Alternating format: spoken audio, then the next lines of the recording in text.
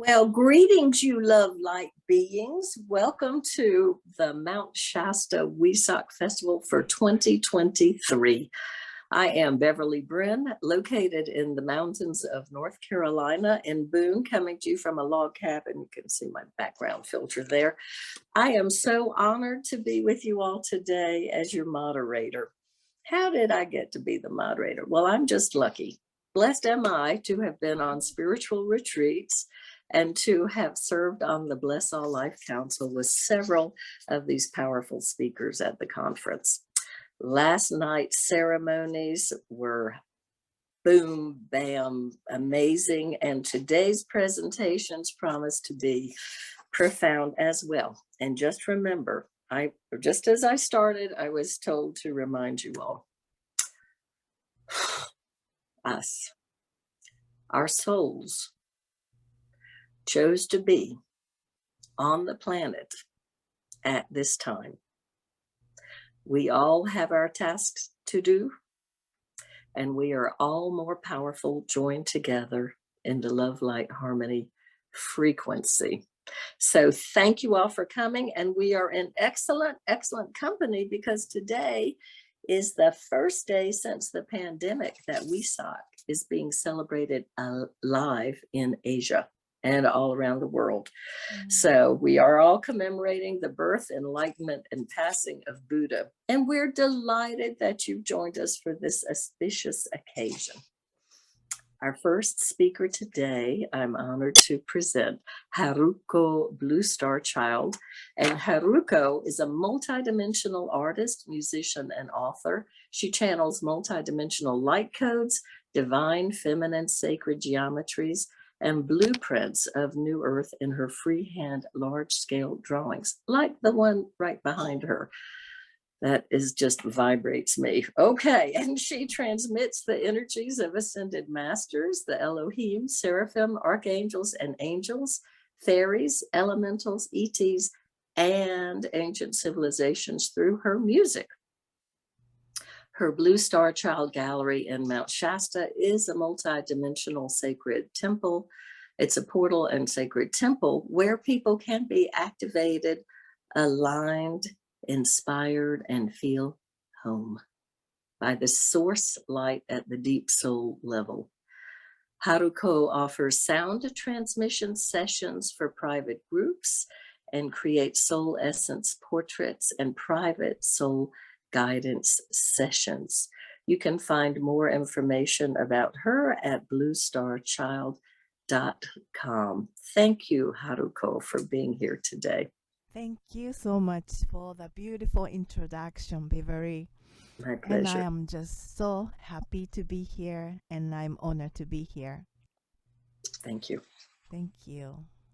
And so, since I am the first presenter of this Wesak Festival, broadcasting from Mount Shasta, and I assume that people from outside of Mount Shasta will be watching replay later.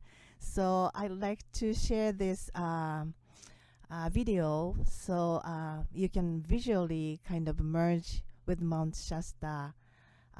So I'd like to share this video first.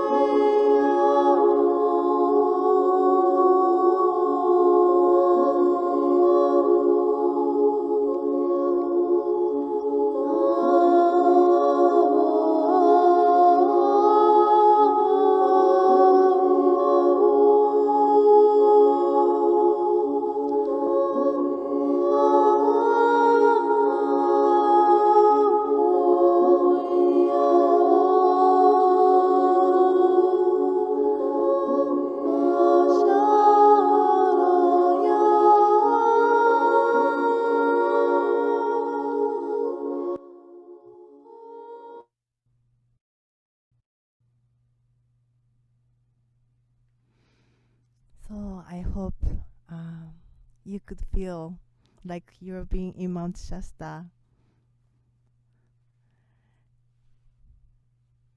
And Wesak festival in Buddhist tradition, as Beverly shared, we celebrate the death of the old aspects of Gautama Siddhartha and celebrate his rebirth and achievements of enlightenment.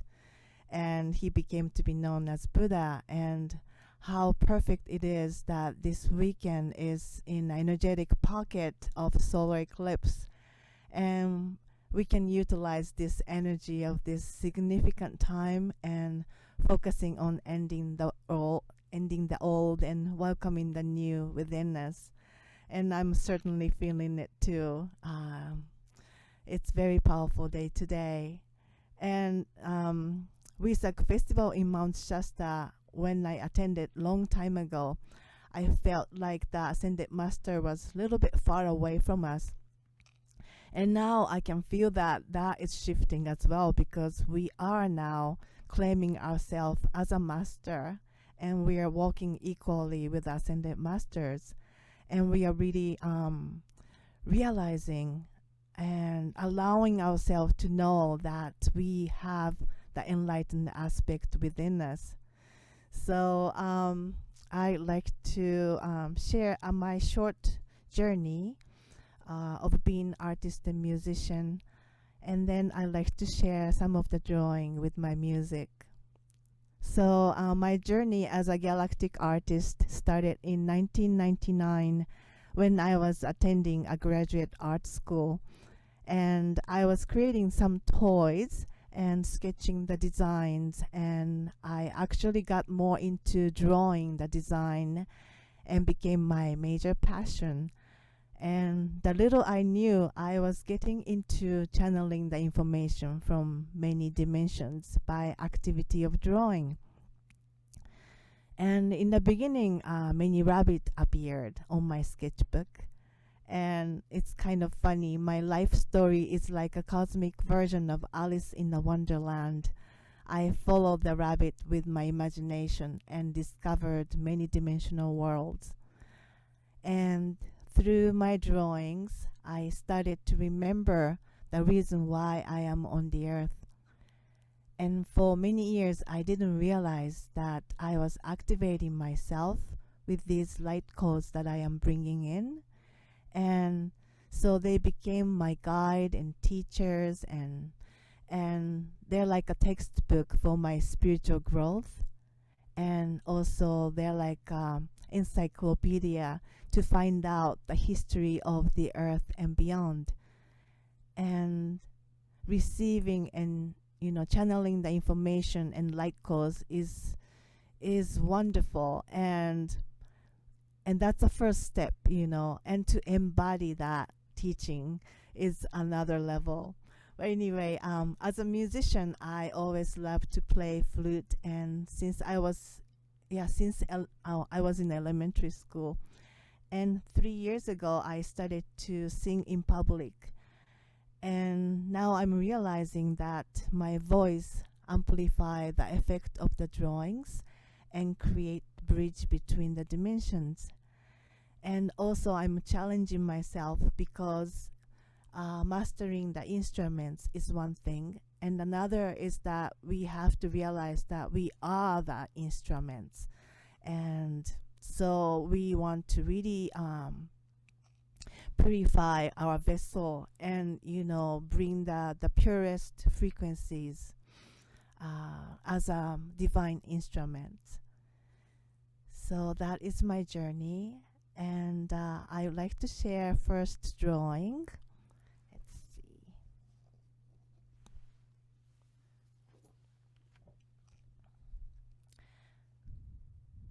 I hope you can see this, and I will share the video of the close-up later. This one is called New Heaven on Earth, and it represents the blueprint of Christ consciousness. It is the teaching of the path of divine love and oneness of all life, which was taught by Jesus 2,000 years ago.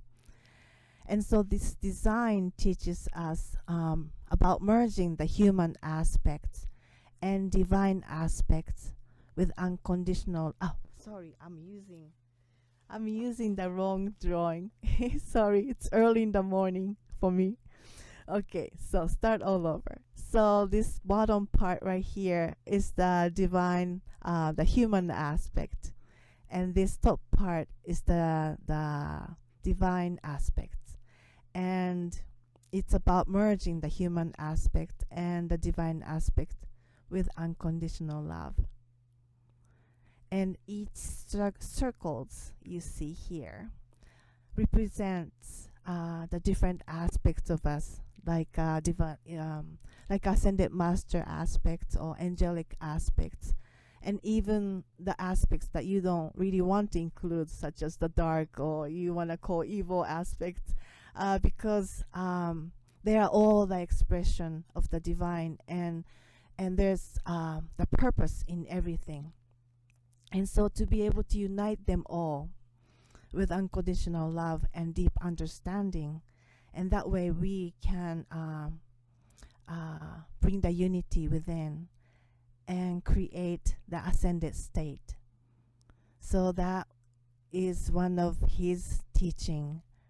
And also, transcending the duality is another teaching, because that way we can create the flow of infinite spiritual growth and expansion. So I'd like to share, well, not this one, next one, I think. I'd like to share the second drawing.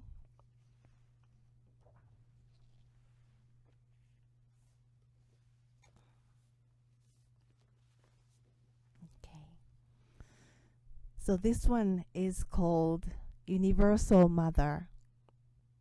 And this design has an essence of Mother Mary's wisdom. The bottom part of this design represents child aspects. There are many children, with different shapes and forms. And they're choosing to experience various things in so many different lifetime and in different star system.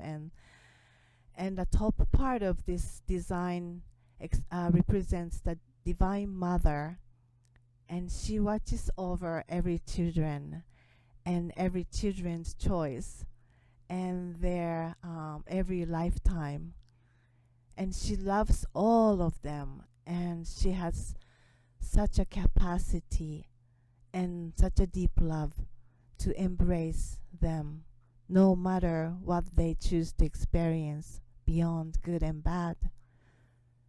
And because she sees, and she knows that every experience has a divine purpose for the children to learn, to grow, and to gain wisdom. And she understands everything and everyone as divine expression. So I'd like to share the video of this one.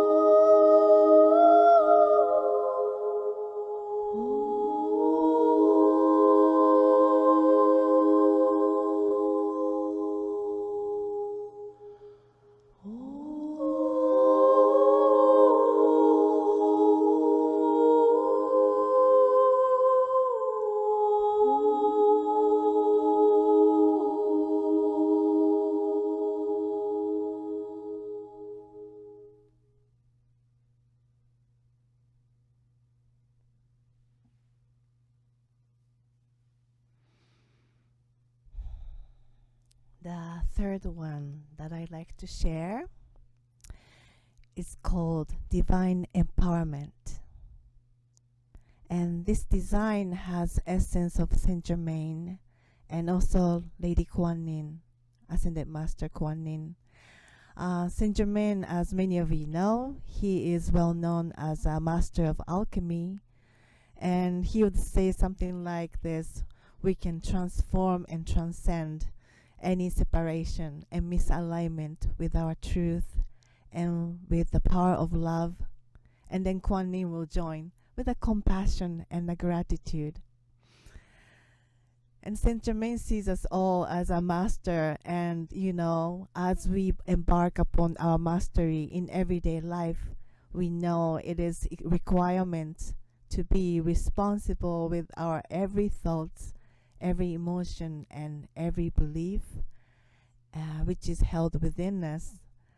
And when we notice any belief system that is no longer true for us, then we have the power and ability to transform them. And compassion, during the process of transmuting with the violet flame, you just don't toss with that anger like, oh, I want to transmute that. It doesn't work that way. It just, we have to have a compassion for, having these old things that makes us realize what we really, really want. So there's the gratitude. So with the compassion and gratitude and intention to transmute and transform works the magic. So I'd like to share the video again of this drawing.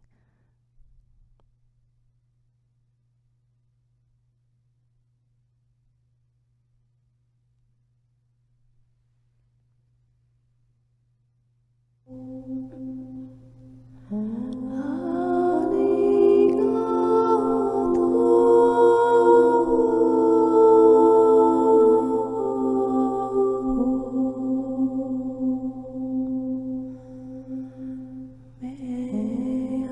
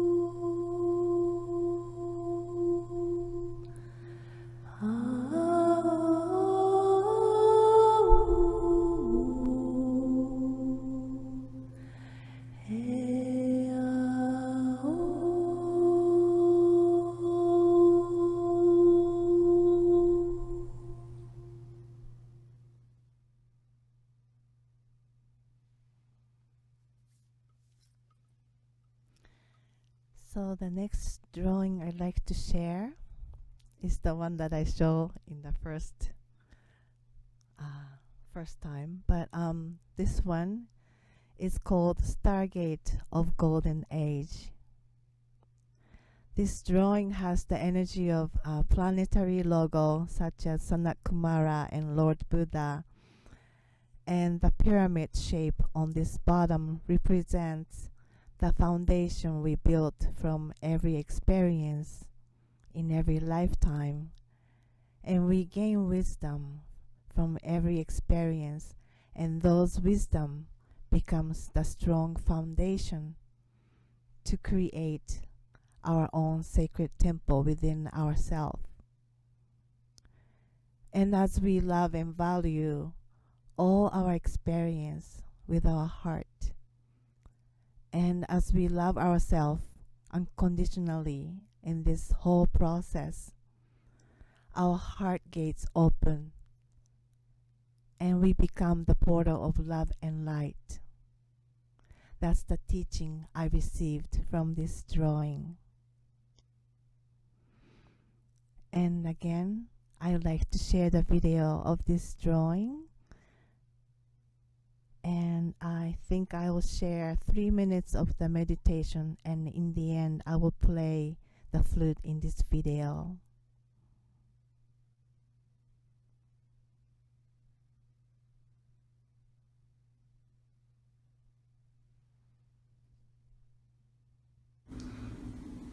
So look at this drawing, the design, and breathe deeply.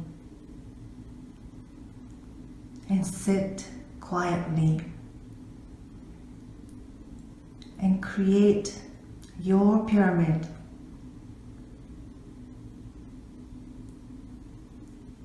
And imagine a beautiful, white, sparkling light flowing from the heavens to shower you, to cleanse you, to relax you, to realize that you are this pure, beautiful light. Feel this within your own pyramid. And breathe and know that you are surrounded with this light, within and without. And now open your solar plexus and invite a beautiful golden color. Breathe in into your solar plexus. And as you breathe in, breathe the golden light into every part of your body, every cell of your body, every level of your body, the physical, emotional, mental, spiritual. Fill in your whole body with golden light. And see yourself glowing with beautiful golden light. That's who you are.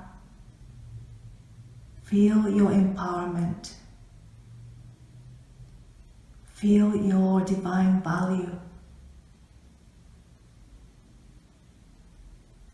And stand in your truth. Feel your feet deeply connected with Mother Earth. You are the portal connecting with Mother Earth and Heavenly Realm. You are the stargate emanating this beautiful light on the earth. This is the truth. Feel this truth.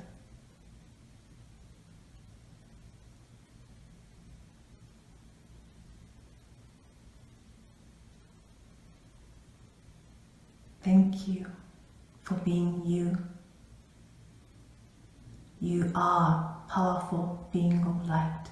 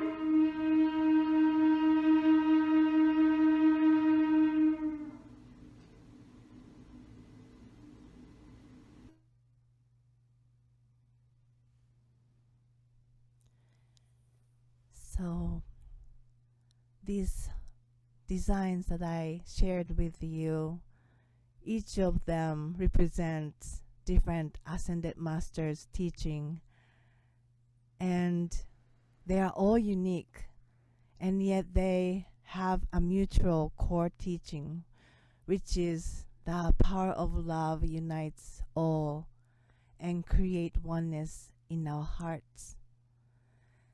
And we can recognize their wisdom within us too. And so just like all the ascended masters carry unique sacred blueprints and share their light and love with humanity, we all have unique blueprints, and we are to share our love and light in our own unique way. And we are now a self-recognized master, and it is all up to us how to share our light and how much we can allow ourselves to share it in this lifetime on the earth. And I have been, drawing for people witnessing their own soul portrait, soul essence, soul blueprint, and I call it soul portraits. And I do in a very small card, but it's all beautiful. Every one is different, and I receive words for them to hear. And it's been such a gift for me because I get to not only witness their magnificence and great gift and ability that they brought forth on the earth, but also I receive activation just by looking at them, seeing them, and really the truth is that as we shine the light more and more, we get to witness our light and we get to activate ourselves. And that way we, as a light being, expands our light on the earth and create a beautiful transformation. I would like to share this drawing. It's called Peace on Earth. I decided to share this morning because I have been experiencing this actually happening, in front of my eyes. So I'd like to explain this drawing and share what I have witnessed, especially like last night from the event as well. So the bottom part right here represents divine masculine, and the top part represents divine feminine. And the masculine used to be like this way, controlling and oppressing, and that's a false masculine. And before I did this drawing, I really asked to the creator, how does the peace on earth look like? Show me. And so I learned from this design that the true divine masculine is powerfully holding the strong foundation for the divine feminine to flourish and express freely. And in that way, the life becomes more and more, abundant, full of joy. And these two sword right here, the fighting sword, became lotus flower. And the bottom right here are the great cosmic beings or ascended ones who had been holding the foundation for the earth to transform and transcend into the planet of love. And last night, Sahadev, he was a very, pure, stable foundation, and made the event possible with his technological, his tech, ability. And so he was holding the space for all of us. And as Michaela shared yesterday, that she was asking other male speaker to join, but one by one they decided to not to join, and end up having all the female speakers this time. And so we got to freely express, with the music, the sound, and all the stories. And it was very, very beautiful. And I felt like that was really the manifestation of how the peace on earth look like. And eventually we're gonna balance more of the feminine and masculine, and the male speaker would join again. And it's just beautiful to see the blossoming of the new earth happening in front of us. And talking about divine feminine, I have been feeling strongly the energy of Mary Magdalene. And as you can see, I'm kind of a shy person, and I'm from Japan, where the tradition is that woman is so much lower than man.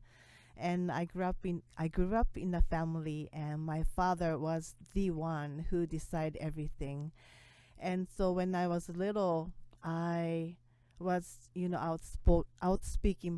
outspoken person or child, and I used to get scolded and beaten sometimes, not in a harsh way, fortunately, but I remember, be quiet, and that's how I am, I closed my throat chakra, and I'm developing myself to open it up again.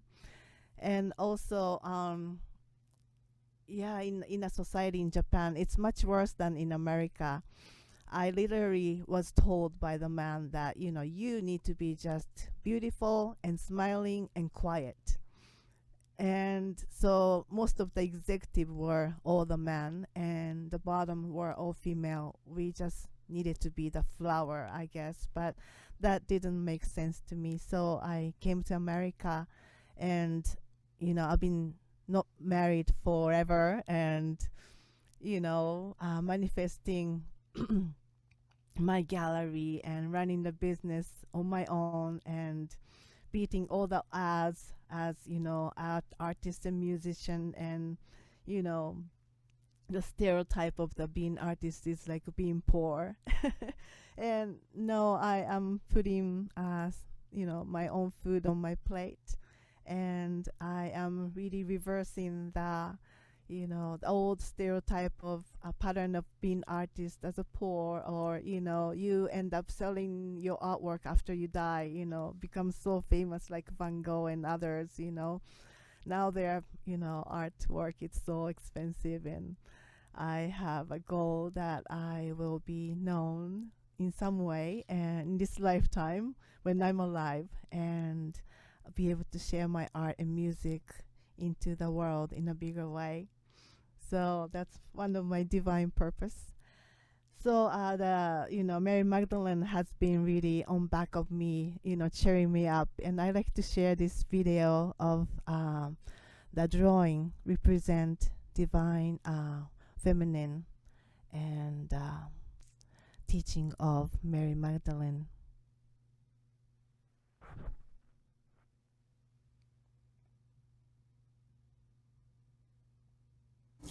Hello everyone.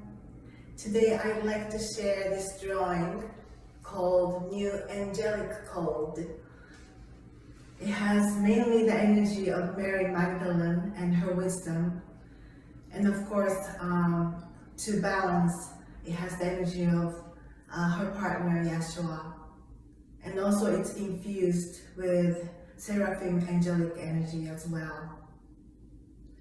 So 2,000 years ago, when she was on the earth, I feel that she was quite outspoken with her wisdom, and her light was very powerful, that she may have intimidated many men, and so she was not accepted widely and recognized as a divine wise being, as equal as Yeshua. And today, we carry the seeds that she planted 2,000 years ago. And the seeds are within us, deep in our heart. And we, women who embody this feminine body, especially has this seed strongly. And I feel that it is really time now for these seeds to sprout and express in our own unique way, and share our own unique wisdom from within.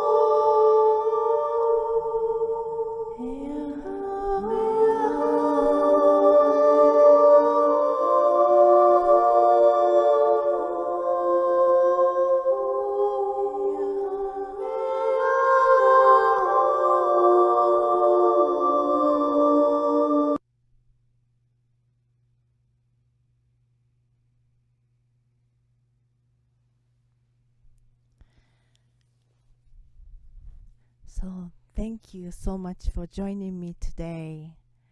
And if you like to experience activation from this artwork and from my sound transmission in person, you're welcome to visit my gallery in Mount Shasta. Since this large artwork is like, this body size, so when you stand in front of it, you receive so much more than you see on video, although the videos are good enough. But to be in this space is just such a gift, even for me. Every day I get to do tune-ups for myself. And also you can find me on Facebook and YouTube, or subscribe on my website to check out my new creations, offerings, and events and conference that I am participating. And my intention and wish from my heart is to spread and share the love and light through my creative expression as much as I can. And so I hope you received something from my sharing today. And happy Wesak for everyone. And may this weekend bring us all a profound rebirth. and renewal. And I know I have 5 more minutes. Perhaps I'll just play one song and then I hand it over to Janet.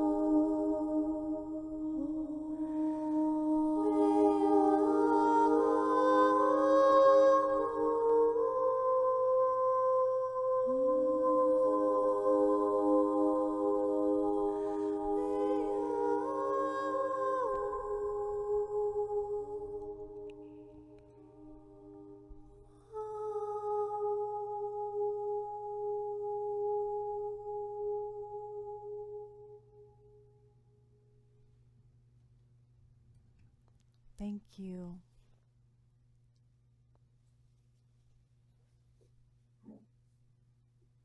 All I can say is domo arigatou gozaimasu, Haruko. Deep, deep, deep thanks and appreciation for you being the way shower, exhibiting your courage and perseverance in expressing yourself and inspiring so many others. And speaking of which, expanding that heart energy into the world, there have been requests for your email address and YouTube channels again. Would you please share those?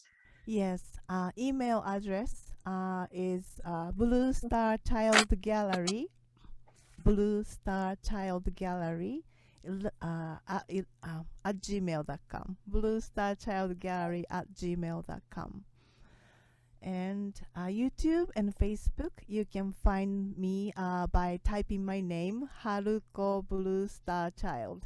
And you can find my YouTube channel and also Facebook page, which is public, so anybody can see it. And my website is, again, bluestarchild.com. Excellent. Thank you. We can stay connected that way. Absolutely. I'm thinking I should play this when I go to bed at night. Outstanding. Thank you so much. Okay.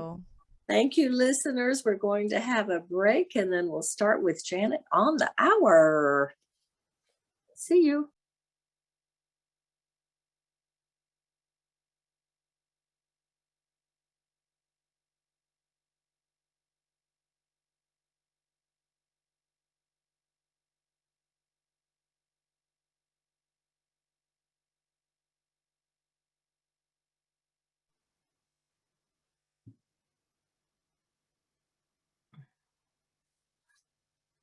Well, hello, lovelies. Welcome back. It's so great to be able to introduce Janet Doerr.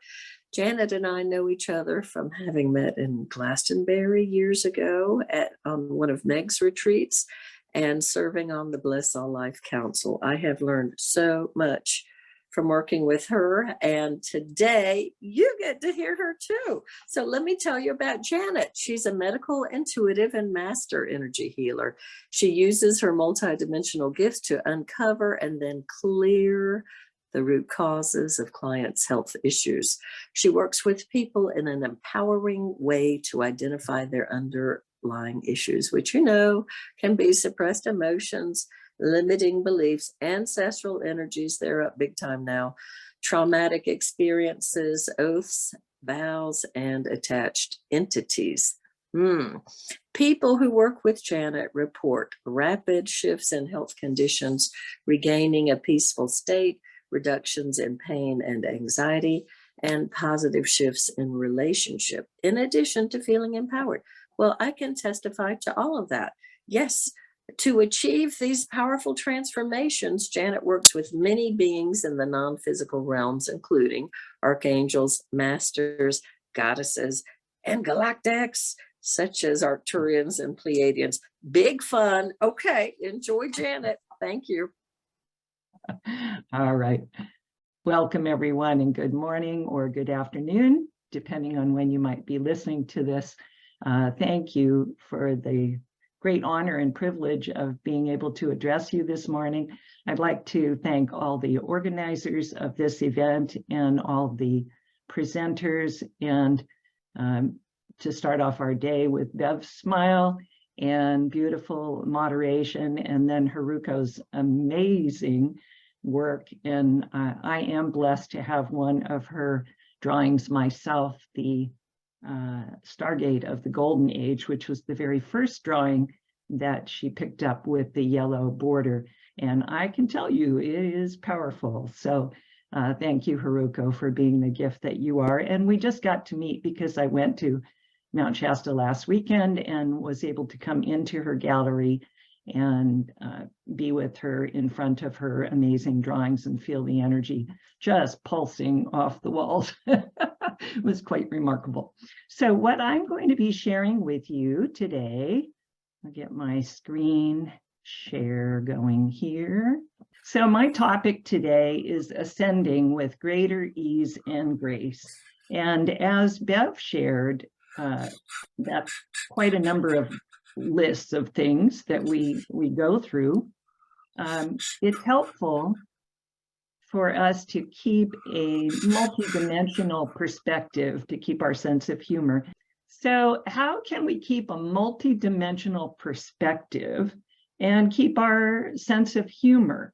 So we're all having experiences in our awakening, and I consider our awakening to be an ongoing process.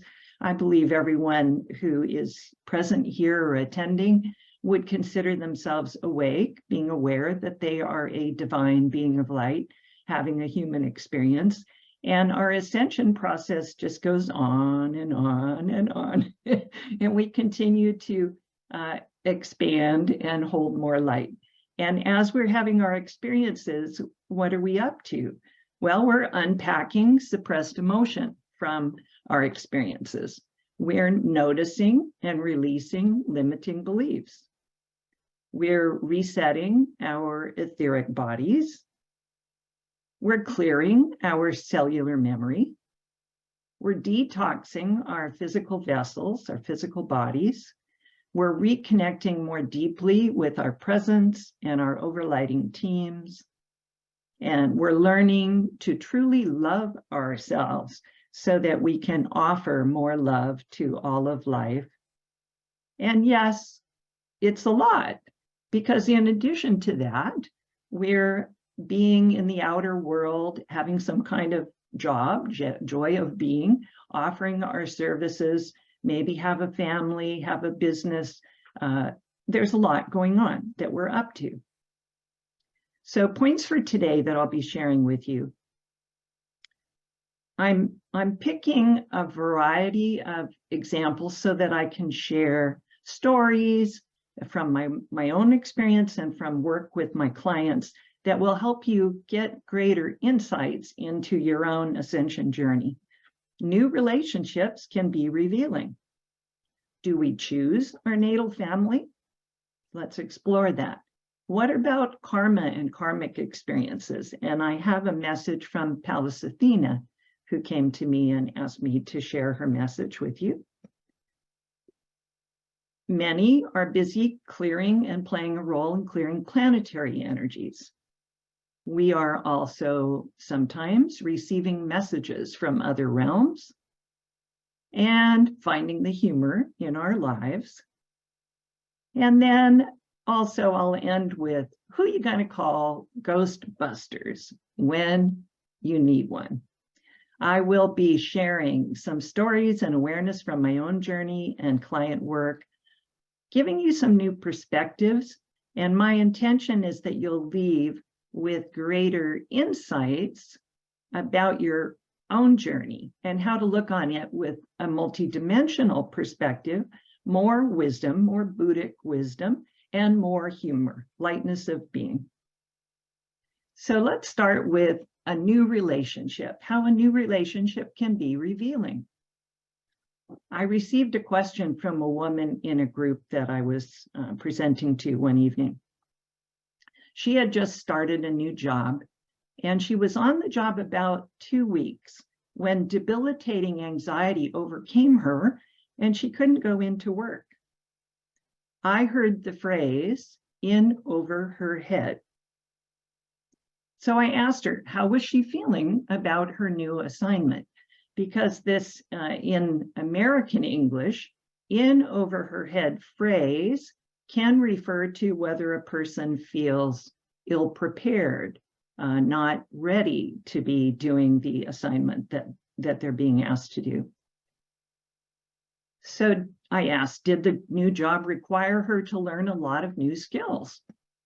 And she said, no, she had many transferable skills and was quite looking forward to learning what she would need to learn. I tune in and hear another phrase, this time underwater. I get quiet to look at the energy before I respond to her. And then I'm shown what was going on. The root cause was in another timeline. In another timeline, she and another little girl were playing on the bank of a river, and both were wearing dresses with petticoats. The picture shown is a Renoir, and the girls are older, but her experience, she was about 5, and she was playing with a little girl who was about 7, a little older than her. She was the younger little girl. She slipped down the bank and fell into the river. And with the heavy clothing and not knowing how to swim, she drowned.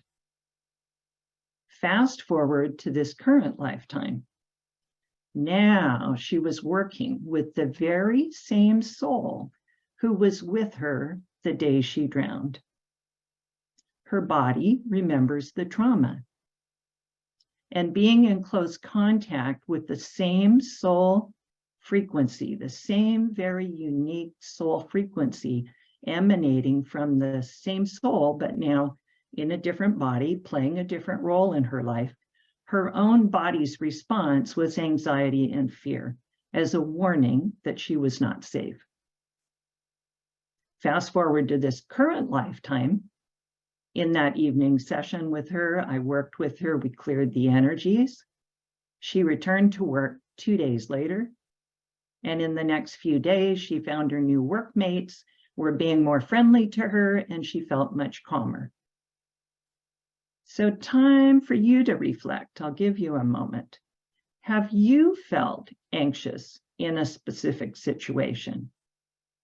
Just give yourself a moment to reflect on that question. Is there anything in your life recently or maybe recurring where when you're in a specific situation, near a specific person, or doing something similar, have you felt anxious? Just give you a moment to reflect on that. And if you find, as I'm going through the presentation, that I ask a question and you're not having adequate time to reflect and assimilate what I'm sharing, that's the joy of the replay. So if you happen to be listening to this on replay, of course, you can just hit pause. But for those of you who are here live, know that when you have the replays, you will be able to pause, listen again, and pause. So have you felt anxious in a specific situation? Or, I'll get a sip of water. Do you have a current relationship where the energies feel burdened in some way with old stuff, but it doesn't seem apparent to you what this is about? So just kind of do a mental Rolodex through some of your relationships. Is there any relationship you can think of in your life where it feels a little sticky? There's something going on that feels a bit off.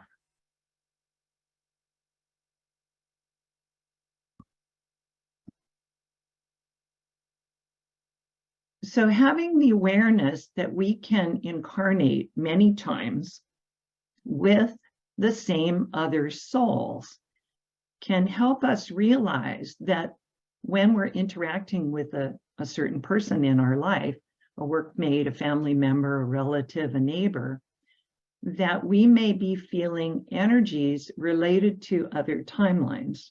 And turn it around, the other soul may also be feeling energies related to another timeline with us and something that happened.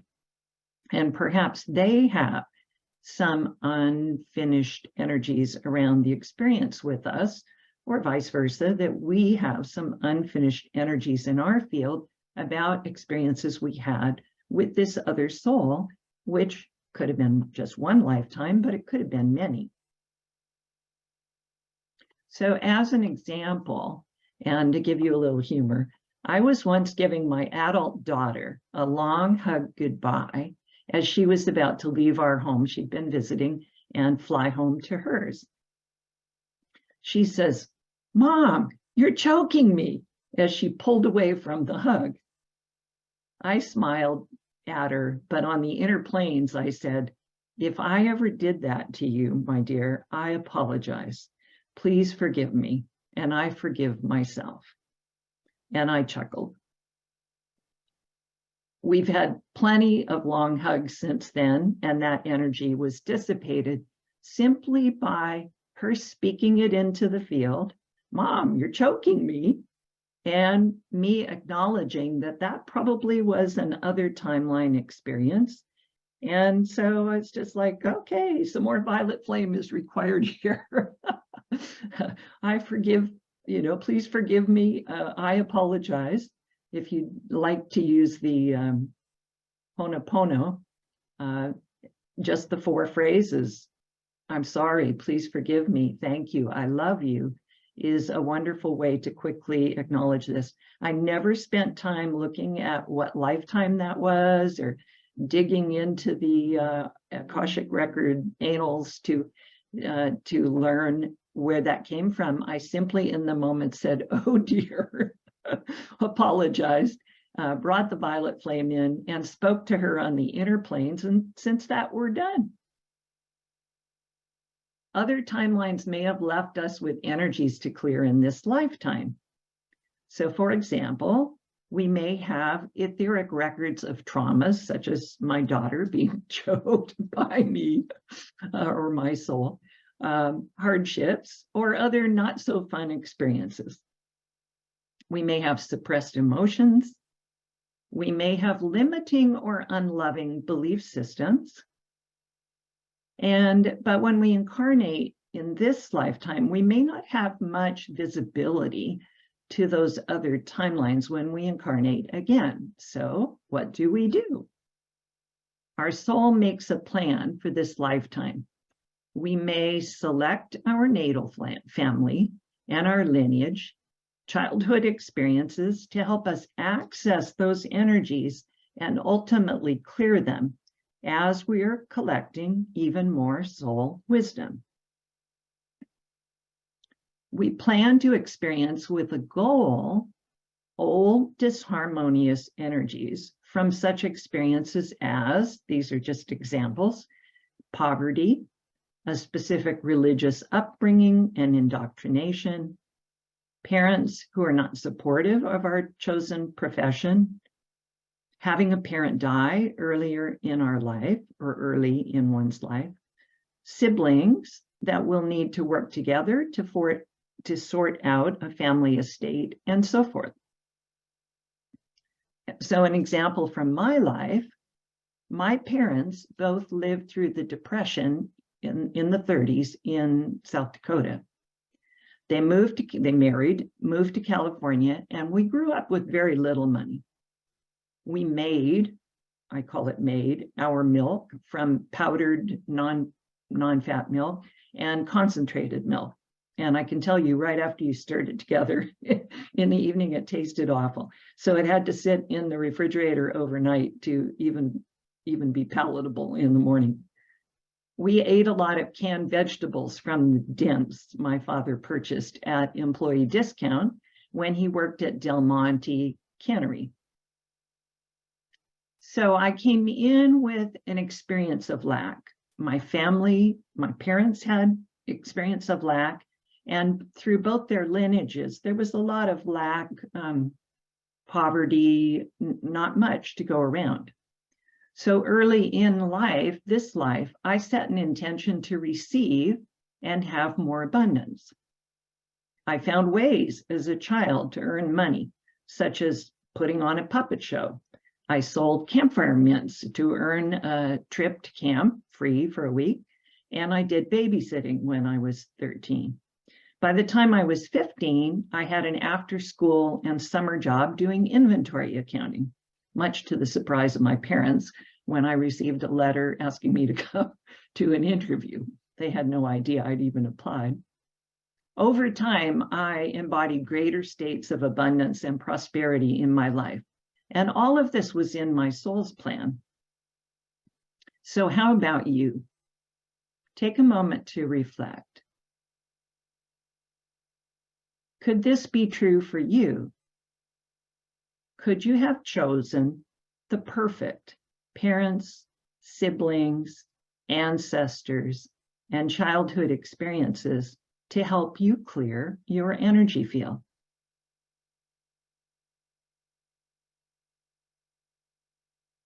Did you choose to heal and feel peaceful and neutral about it all, or to transcend your experiences? Haruko gave the beautiful example that her early childhood experience in a Japanese family and indoctrination or culture around how young girls and women were to act, be quiet, be beautiful, be quiet.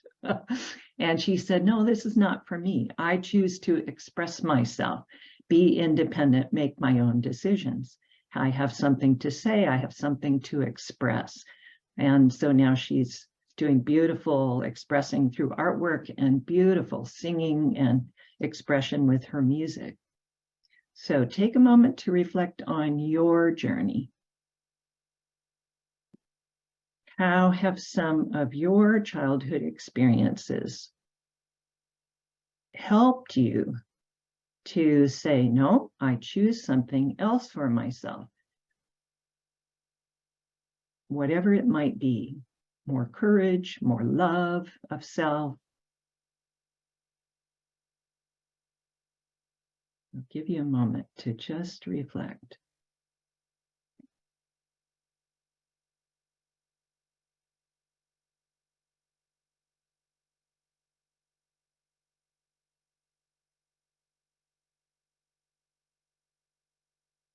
All right, we're going to talk now about karmic experiences. And this message from Pallas Athena. So Goddess Pallas Athena is the current head of the board of karma. She connected with me in advance of this event and asked me to share her message to offer greater awareness about karmic experiences. So now I quote her message.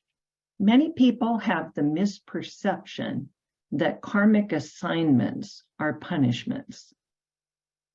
Karmic experiences are not punishments, but sacred assignments, she shares. If a soul ever created some harm or left behind lower frequencies along their journey, the soul asks for the opportunity to balance that energy. That can be done through being called to offer great service or great quantities of service. A karmic experience can also be assigned by the board. A karmic experience can also be the opportunity to experience the other side of an experience, such as being the recipient of the same type of harm or being neglected or abandoned if the soul has harmed or been neglectful or abandoned another in another timeline. She continues, keep in mind, she says, that harm, neglect, or abandonment of another could have been unintentional or created by omission, such as not taking some action which would have prevented another from experiencing harm, neglect, or abandonment. An example would be not speaking up for another out of fear for oneself or family, resulting in someone else being wrongfully accused. And I'll share a real example that came up from my work. I had a recent client tell me that she had often spoken up on behalf of others or to command or advocate for change in situations. I saw in her energy field that she had that soul gift and had often done this in prior lives. She had also experienced trauma from doing so in several lifetimes, as she was reprimanded or shut down for being so bold. And some of those lives she was in a female body, some often in that particular client, she was in a male body. I also saw a lifetime where she had not spoken up out of fear for herself, and then she saw an innocent person be imprisoned. So she comes into this lifetime and she's continuing to embody this strength of speaking up for others and on behalf of divine truth and divine justice, but she wished to do so with greater confidence and courage. And I think we got into this conversation because she had some health issue going on in the throat area, throat chakra. We cleared fear trapped in her throat chakra from these other timelines and helped her to reset, draw in, and re-embody her using her soul strengths from a place of courage and confidence, knowing that some of the anxiety she was feeling was old. We had cleared it. And one of the tools that I do use to work with other timelines is a tool that Michaela shared about last night, the present time wand. And do I have one here? Yes. I don't know if you'll be able to see me in the tiny little window, but I also like to use a selenite wand as my surrogate for the, in truth, crystalline light wand that I work with. So Goddess Pallas Athena continues. Here are some other examples. If the ancestors have karmic debts, energies not yet balanced, a soul may offer to incarnate into a lineage and take on some assignments on behalf of their ancestors. So some people may have the sense, I think this is the karmic experience I'm having, but they have no resonance with the idea that they're correcting or rebalancing their own energy. And they may not be. They may be doing it on behalf of some part of their soul family. She says, such a soul does this out of love for the ancestors and descendants of that lineage. Just allow yourself to receive that souls are taking on karmic experiences to balance the energies of others as an act of love. And some of those experiences are unfun experiences. Unfun, in the category of unfun. Goddess Pallas Athena continues.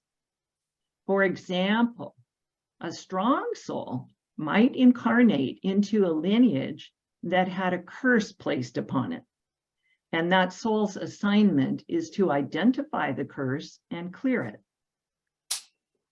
So I share an example. A recent client told me that when she was a child, her mother told her she would die young. And I'm placing all this in the violet flame because we cleared it. And her mother cited other family examples where people had come to an early demise. We identified that as a curse and cleared it. Goddess Pallas Athena continues. We invite you to consider moving into the energy of curiosity about your experiences. Go within and ask if the experience you are having is a karmic experience. Shower yourself with love, compassion, and forgiveness. Ask if you ever did something similar to another person or form of life in this or another timeline. Ask for and give yourself forgiveness. Express gratitude for your experience, even if you don't yet understand its purpose in your life, and even if it's in the category of an unfun experience. So Pallas and Athena and Lady Portia would now like to offer you a blessing. And this blessing will be for those who are here live, but it will be also received equally if you happen to be listening to the recording or if you listen to the recording a second or third time.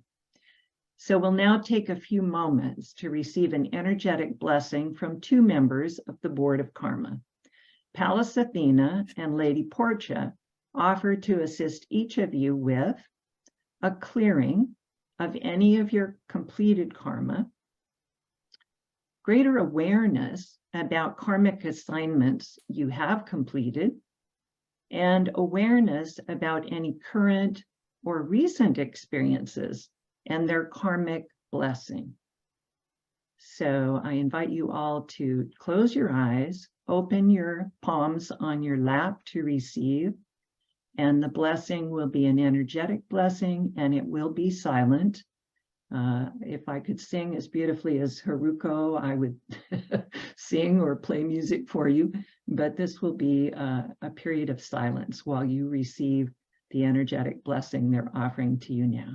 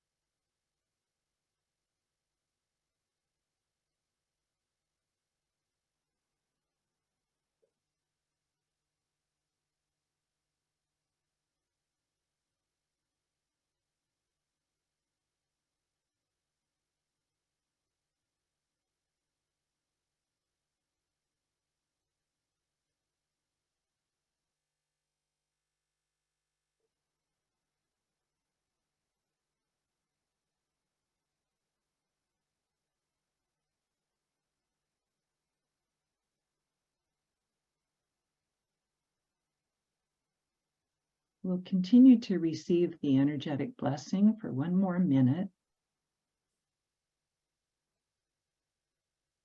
So we'll sit in silence to receive.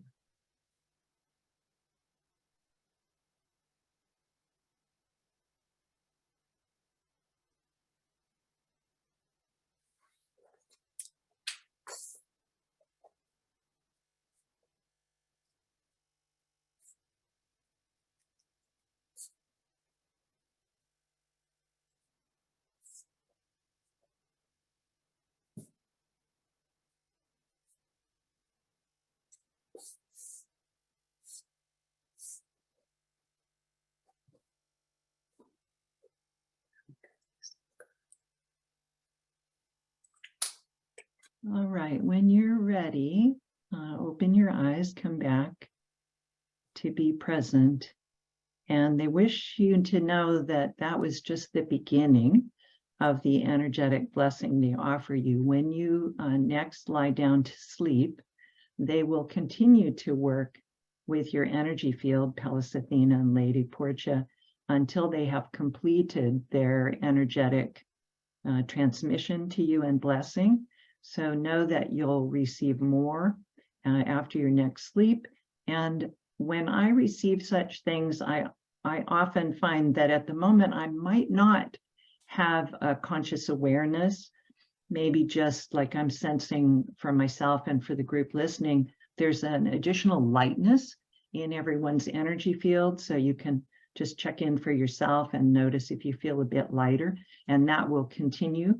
But often I get my ahas myself when I get in the shower. I've got water running over me, Neptunian intuition is awakened, or I'm sitting near running water, or in the kitchen with my hands in the sink and running water. For me, the running water activates my Neptunian intuition. Others may have Uranian intuition, which comes in like a bolt of awareness, like a bolt of electricity. And that's the property of Uranus supporting us in receiving intuition. And it may come while you're on the computer or driving a car or something. So in the coming days, you may find you're getting ahas, an awareness about a relationship or an experience you had. And if you feel a smile come over you and a sense of love, and a greater peacefulness as you get the aha, that's what was going on there, then that would be an example of your receiving the awareness from the blessing that they're offering.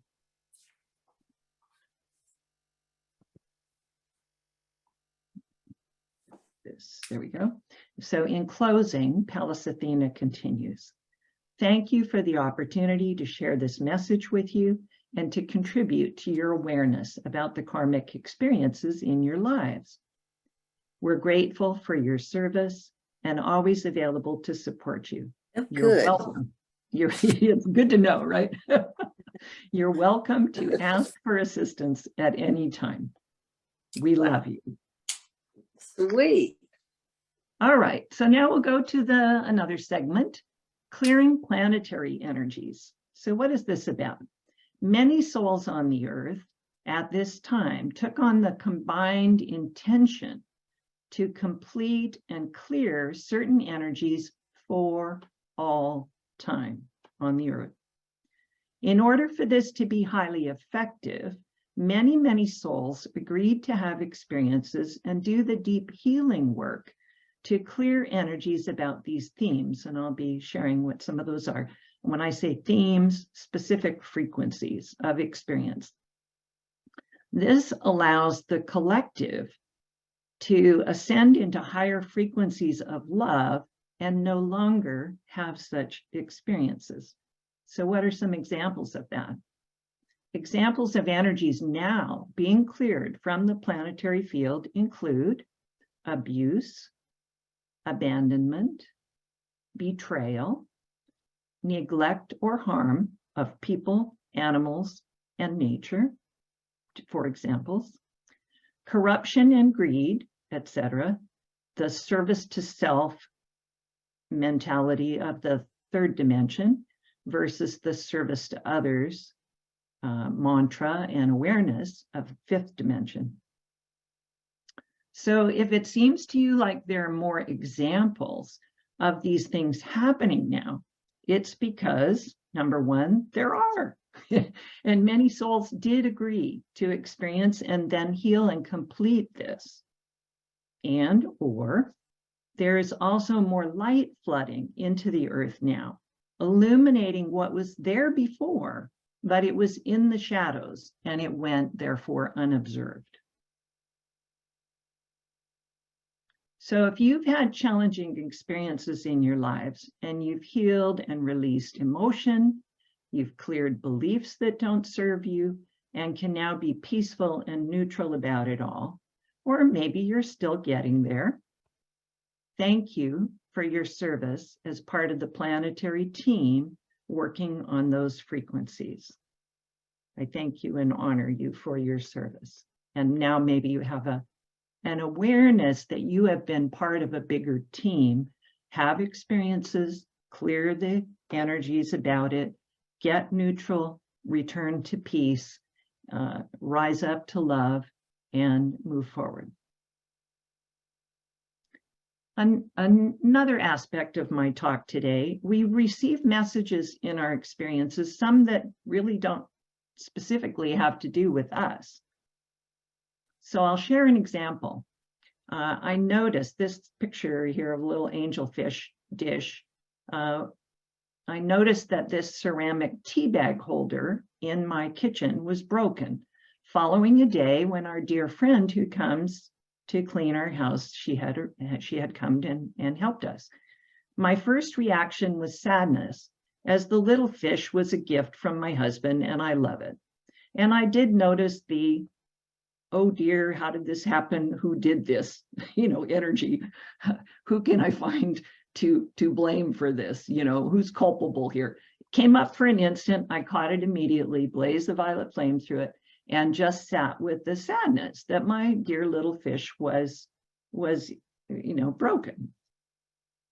But I knew there was more to the story.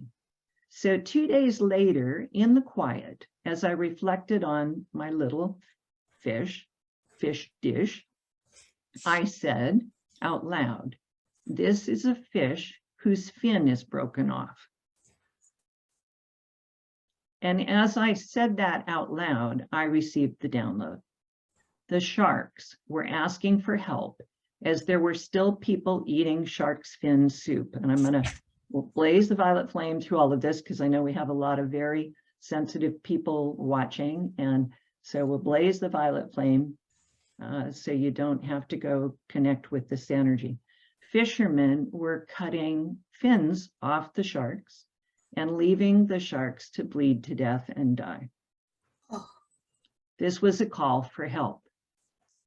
I was being asked to make prayers for the sharks, and I invite you now, if you'd like to add your energy to the solution, to add your energy of love to the sharks, to help the sharks, to have those people who are put it in the past tense, eating shark's fin soup, to become aware of this barbaric and harmful practice, to please stop eating this soup and to protect the sharks. I made quite a few prayers for assistance from all realms to protect the sharks and stop this practice. So you can add your energy and light, and let's all intend that everyone who was any part of this, whether they be a fisherman or a person in a restaurant thinking this is a great delicacy, all got the memo and they went, oh my gosh, not going to do this anymore. Stop.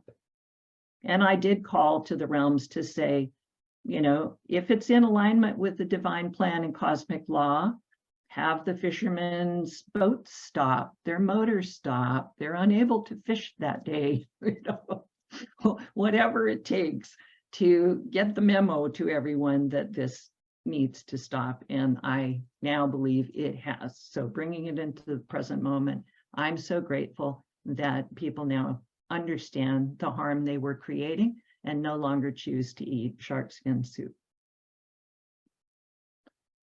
I've found energy to be quite literal. So what I've learned to do is to describe what I'm seeing or the message very literally. So I spoke out loud. This is a fish whose fin is broken off. When I was looking at my little dish and I wanted to understand, why am I having this experience? Why did my precious little dish get broken? And why is it now in front of me getting my attention? And in my earlier story that I shared with you about the woman who was feeling anxious at a new job, the words I heard, and I'm clairaudient, so I received these kind of messages. I was reading her field, in over her head. And as I probed further, I got additional phrase, underwater, which quite literally in that example referred to her drowning. So I invite you, if you'd like to use your multi-dimensional gifts of perception to better understand something that's happening in your life, journal, write it down, speak it out very literally. What is happening here? What am I hearing? And then what is the message for that? And you will receive much more. In our American English, we have idioms or analogies we use a lot, and they're not necessarily used the same way in other countries. So when I heard in over her head the first time, I went to the American English idiom analogy. Oh, she is not prepared to do the job that she's being asked to do. That wasn't what it was. It was literal, in over her head. And so my clairaudience added another insight, underwater, in over her head, underwater. So that then I got the download that the experience was about a prior life drowning. So I make it a practice to listen very carefully to what my clients say and also what I say. And I get many insights by noticing the words spoken, which I can then follow to the underlying energy. So now we'll go on. Enjoy the humor in the mirrors in our lives. I was once doing a session with a client. We had just traced some energies and completed a big clearing for her. The violet flame was blazing. At that moment, it got very loud on the line of my client. My client apologized for the noise as the garbage trucks had just come by her house. I said, "How perfect. Garbage collectors show up at the perfect moment," as we had just done a big clearing of the garbage in her field. So talk about, MRA spoke last evening about co-creation. This is a great example that we had timed our session and done the clearing for the garbage collectors to show up at the perfect moment so that we could laugh and see the reflection and see the mirror. So give yourself the opportunity to enjoy the humor when you see those synchronicities and mirrors happening in your life. Who are you going to call? Ghostbusters. We're now at the stage of a final deep clearing of the etheric plane, the non-physical. And it's now time for all remaining disembodied entities of a lower frequency to leave the planet. Not that we won't be interacting with the angels, they'll still be here. You can help. So who are you going to call? Ghostbusters, Archangel Michael. If you have a sense that there's an entity, a spirit without a body near you, in your energy field, in your house, you open up a closet and you go, ooh, what's going on here? You're at work and some room you go into, it feels off, etc. If you even just have a sense or you wonder if there's an entity in the non-physical present at that moment, just make this call. Beloved Archangel Michael, I sense there may, so I sense, not I know, because maybe you just have a sense, you're not sure. I sense there may be an entity near me. In truth, it's your mind that isn't sure. Your God self knows. Please come find, bind, and remove this entity or energy and take it to its own right place for transformation and healing. Thank you. I'm grateful. I'll repeat that again, and it will be on the replay so you can come back and transcribe it. If this call is not familiar to you, it's a good one to write down, put it on a card, have it available to you so you know how to make this call. Beloved Archangel Michael, I sense there may be an entity near me. Please come find, bind, and remove this entity or energy and take it to its own right place for transformation and healing. Thank you. I'm grateful. And then send Archangel Michael a big burst of love energy from your heart. In closing, my intention was to give you some new perspectives, some tools, and to support your journey of ascension. Let us call in more grace and ease. Who would like a little more grace and ease in your journey? Call it in. I choose, I command grace and ease. Enjoy your journey and keep your sense of humor.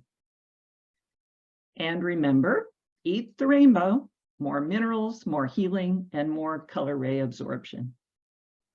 So to connect with me, as there were some questions about how to connect with Haru Ko, I invite you to receive my gift. I put together 5 steps to transform your energy and transform your health. And that is available at the web link that I'm displaying on the screen. I'll read it out. https:// for bit.ly/transform-your-energy. And other ways that you can connect with me, I do have a YouTube channel that I've been sharing some of my teachings and inspirations, and I'll be sharing a lot more going forward. And you can just find me on YouTube, just search for Janet Doerr, Doerr, and I believe you can see my name on the lower part of your screen there. So I'm just going to leave this up a little longer for anybody who would like to record the link. To receive my gift, you put your name and email address in, and I immediately send you 5 steps to transform your energy, excuse me. And at the bottom of the email that I send you, excuse me, will also be more of my contact information. The link to my Facebook page, my business Facebook page, my YouTube channel, etc. So just receiving the gift is the fastest and easiest way to be able to see how to connect with me. But I'm easy to find if you simply do a search on the internet for Janet Doerr, Medical Intuitive. You'll find me all over the place.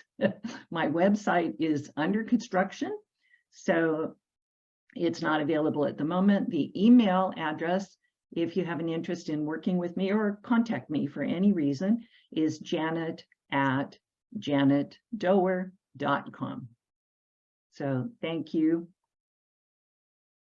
That concludes my presentation. And I look at the time and I think I did it, spot close to on.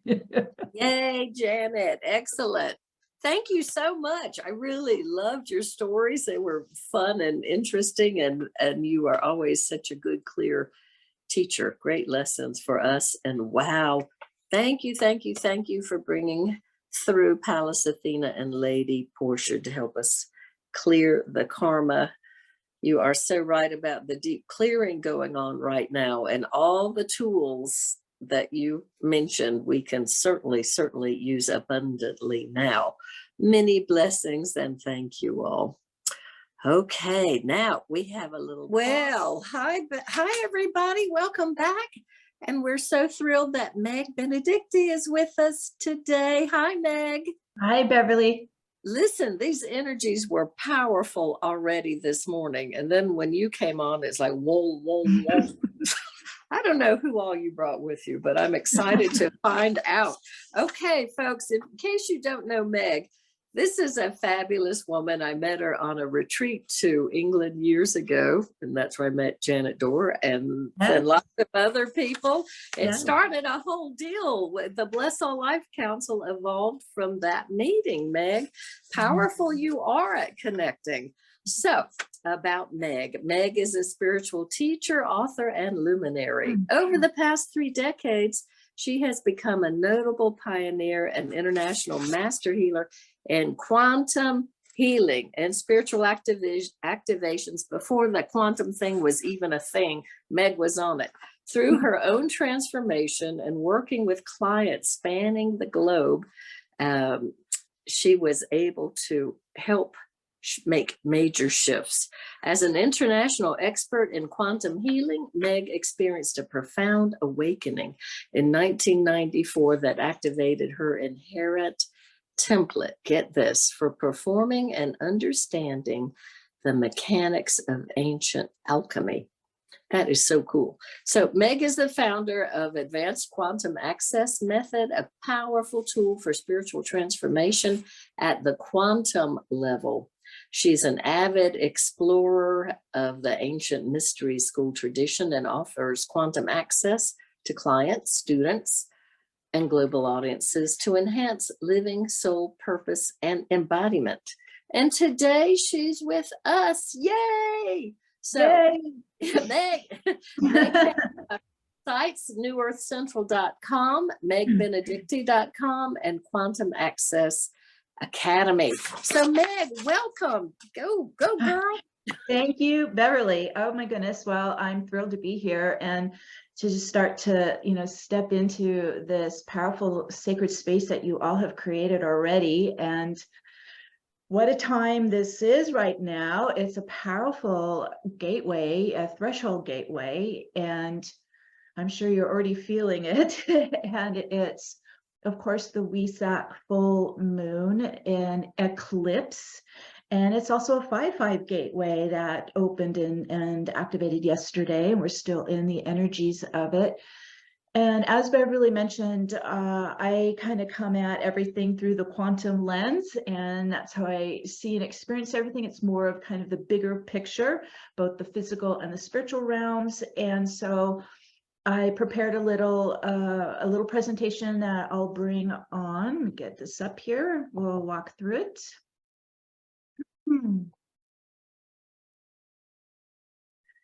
Alrighty, hold on, let me get this open. Okay, so kind of shifting back into more of the quantum lens of what is happening.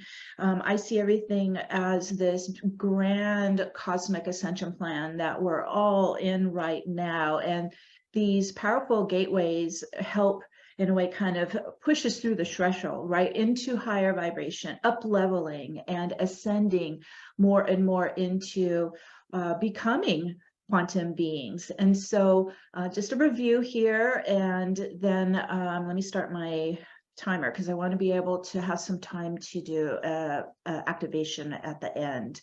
Okay, so we're experiencing this global awakening, both in ourselves and in the planetary field. The ancient Mayans, they even created a calendar to track this galactic cycle. They called it the Great Purification. And it occurs as a result of the surge in brilliant galactic photonic light and plasma waves. And these are plummeting the field. These are pouring into the field. I'm sure you are already feeling them, and they're transforming us from the inside out. During this ascension, these incoming plasma galactic waves, they activate dormant DNA upgrades within us, which trigger internal clearing of 3D density and trauma, purging layers of toxic energies from the physical, emotional, mental, and spiritual bodies. So this is, this doesn't happen overnight, obviously. This is a whole entire kind of life process that we're in, but it continues to upgrade constantly. And so all the souls who have incarnated on Gaia right now, they're in this, right? And they may not be aware of it yet. They may not be awakened to it yet, but it's still happening. It's helping us to clear dense mind conditioning and evolve into quantum consciousness. And our goal is to come into oneness, right? To unite with our soul presence. This really picked up power on 12-12-12. I moved to Mount Shasta in 2012. And Mount Shasta is my soul's portal, my gateway into the earth plane. It's home for me.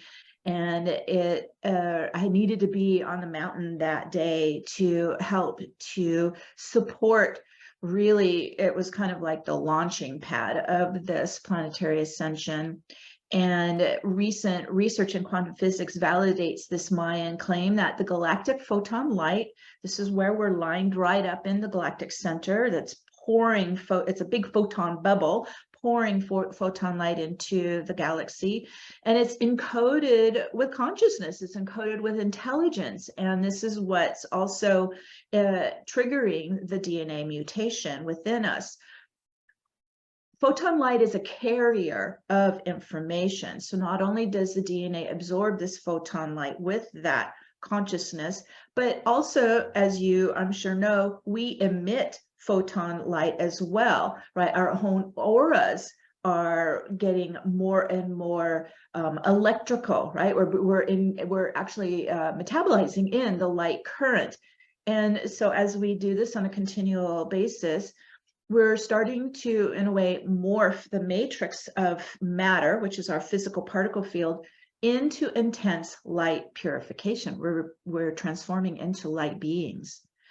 Also, on the bigger picture, more of what's happening in the galaxy and also in our solar system, and especially here on our planetary field, we're going through a huge shift in consciousness. We're going actually through a change in operating systems. All right, so this world, it's basically we're undergoing a new renaissance, and this consciousness shift in operating systems is what's initiating the global awakening. And these energetic shifts, they involve this continual delayering, deprogramming, and dissolving of all the hierarchical power systems. And we've been in this hierarchy power system for thousands of years. I see it dating all the way back to Atlantis. This is a long time that humanity has been in that operating system. That's why it's so exciting to see what's happening now all around the world as we're shifting out of that system and starting to convert over to this new system.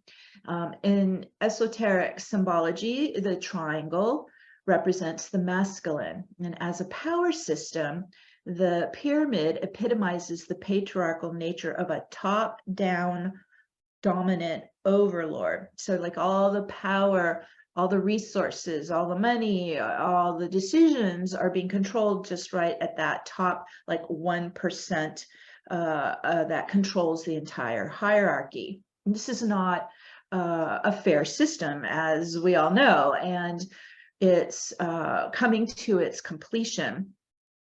In many indigenous and pagan teachings, the circle represents the spirit of feminine energy, of the goddess, of infinity, of the whole, and the spiral of creation, and also forming community. So we're shifting away from a top-down hierarchy system into a circular, like collaborative, compassionate community system. And I always get the image of like the Arthur's Round Table, or if you are doing any kind of monthly ceremony, like the moon circles.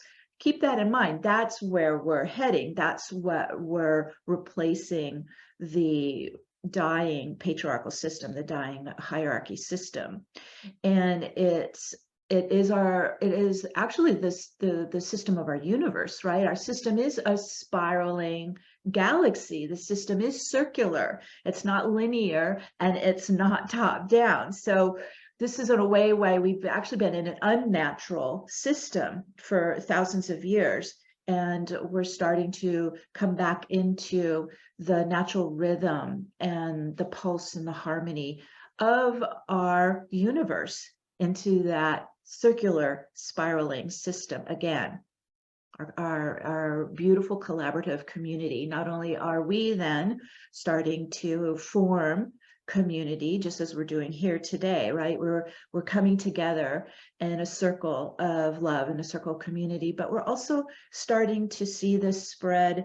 It's also spreading on social media, but it's starting to spread out into the greater communities. We want to keep it spreading.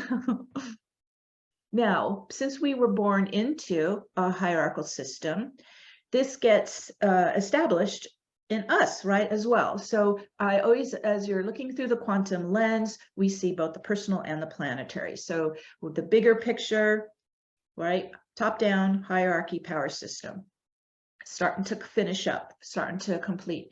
We also have it running in us. And this is where we now go through this process that all of us are in, where we start to shift from the ego hierarchical power system that's been controlling us and shifting now into our soul operating system. And boy, are those different. This is hugely different. So human beings, they also function within a hierarchical system, and it's ruled by the dominant ego.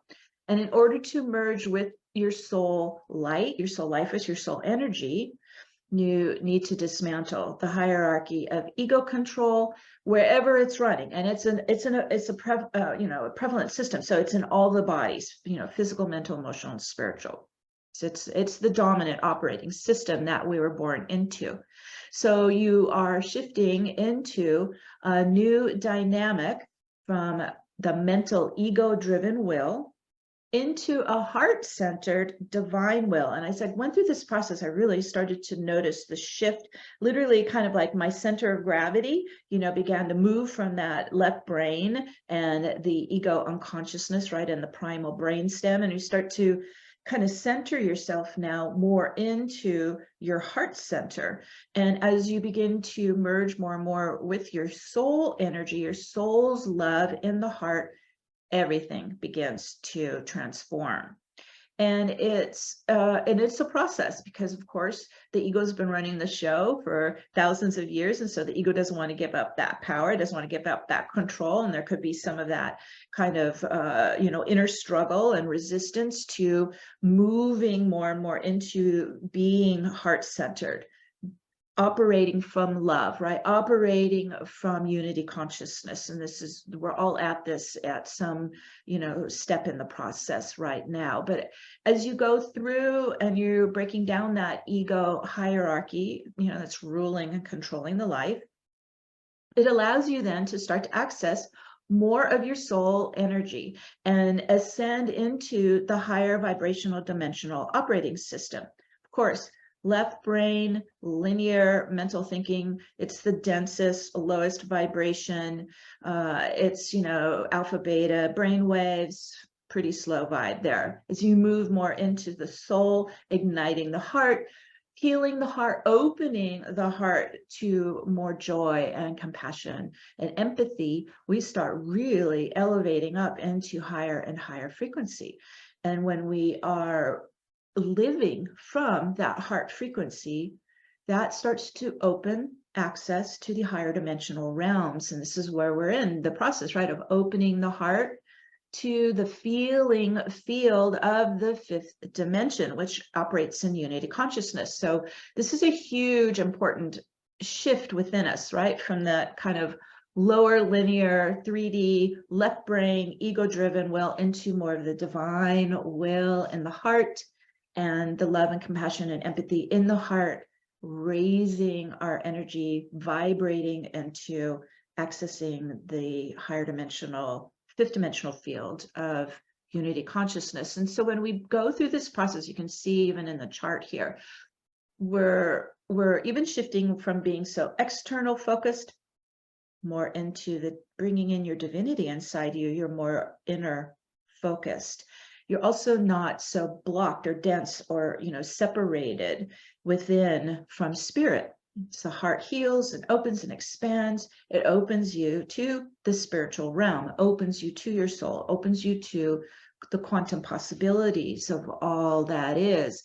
And also I found as I went through this process, the as we begin to embody more and more of the divine soul. In the heart center, I work very closely with Metatron through this process. I teach his ascension process, and he would always say, almost feel like you're like, leading from the heart on your path of light. Let the heart lead you, because the soul is in the heart now. Let the soul lead you with the heart, and not so much in, I don't inhabit that mind as much anymore. It's more of just feeling inside, tuning in, letting the heart lead. And as we shift into this different way of living and being, humanity has this extraordinary opportunity to move more into the Merkaba torus, right? This toroidal circular operating system. It's very different than where we've been in the triangular top-down system controlled by that left brain ego mind. It disconnected us from the abundant universe, right? It disconnected us from the quantum flow. And we were very, in a way, living as empty vessels. As we go into this circular toroidal flow, the circular operating system of the Merkaba torus, we begin to resource ourselves, right? We begin to fill ourselves. We begin to open and receive in the abundant universal energies. It's a completely different way of living. It's all heart-centered, soul-driven. There's 4 phases that I've experienced going through this process. The first phase is your spiritual awakening. And this is where the density veils, they're thinning, and especially between the physical and spiritual realms. This is when we go quantum, what does that mean?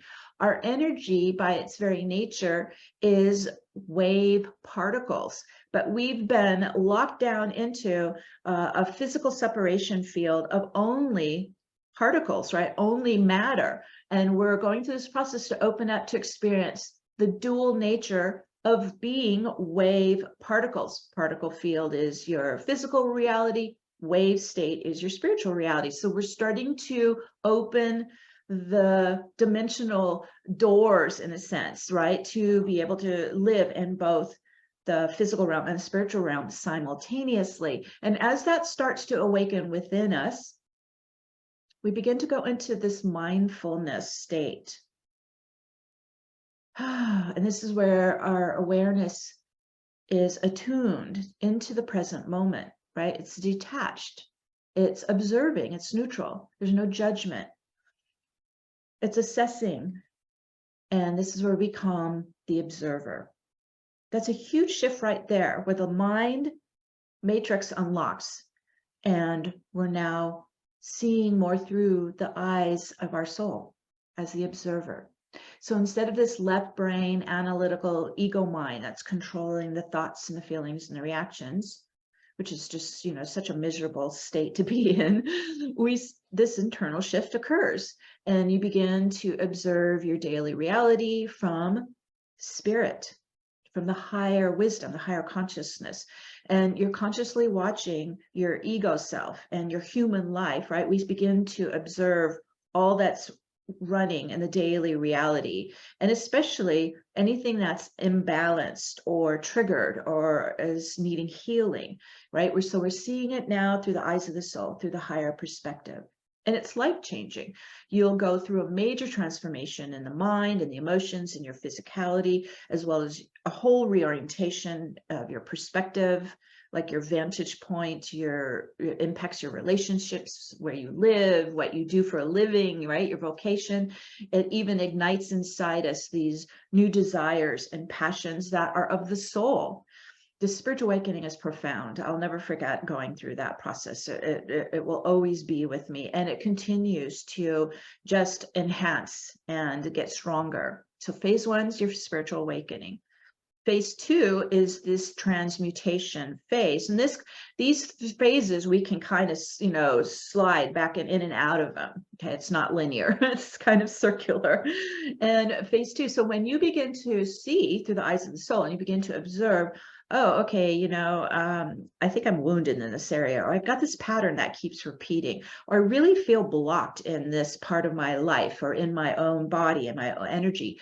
then you want to clean it up. You want to start to transmute those energies. You're not satisfied living that way any longer.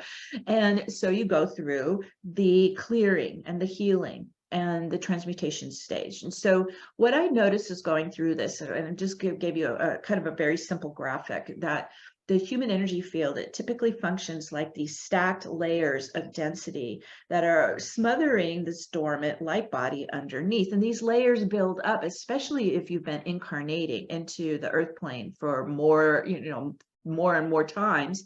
The layers keep building. And this is literally, that's the weight we feel on us, right? It's the heaviness we feel on us. And it's the density that outweighs the subtle wave essence of spirit. So we may feel like we're completely disconnected from spirit, but in a sense, we're buried under the layers of density. So we can start to remove them. And so this is what we do in this phase.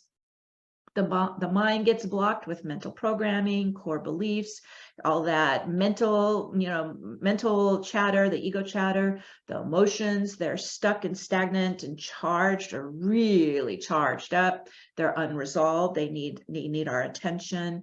The physical body, right, feels heavy. It feels dense. It feels constricted. You're not feeling the chi moving through you. You're not feeling the light current flooding through you. And then because of all these dense layers, we feel cut off from the spiritual realm. All right, as we go through this delayering process, right, this healing process, this transmutation process, first thing I began to realize is the ego should not be controlling the chakra pillar. This is your sacred vessel for your soul presence, your soul energy. This is the home for your soul to come in and fill in. And it should be a vertical inflow, outflow movement of your Kundalini life force. When I first had my spiritual awakening, I couldn't feel anything. I was buried under the density. I couldn't even feel light move through me. I couldn't even feel the vortex that was spinning around me working with Metatron. I just had to have faith that was happening because I was so dense. So this is where we start. This is how we go. This is where we start. And the more that we clear and process and release, the more I began to slowly, very, real subtle, begin to sense some energy flowing in.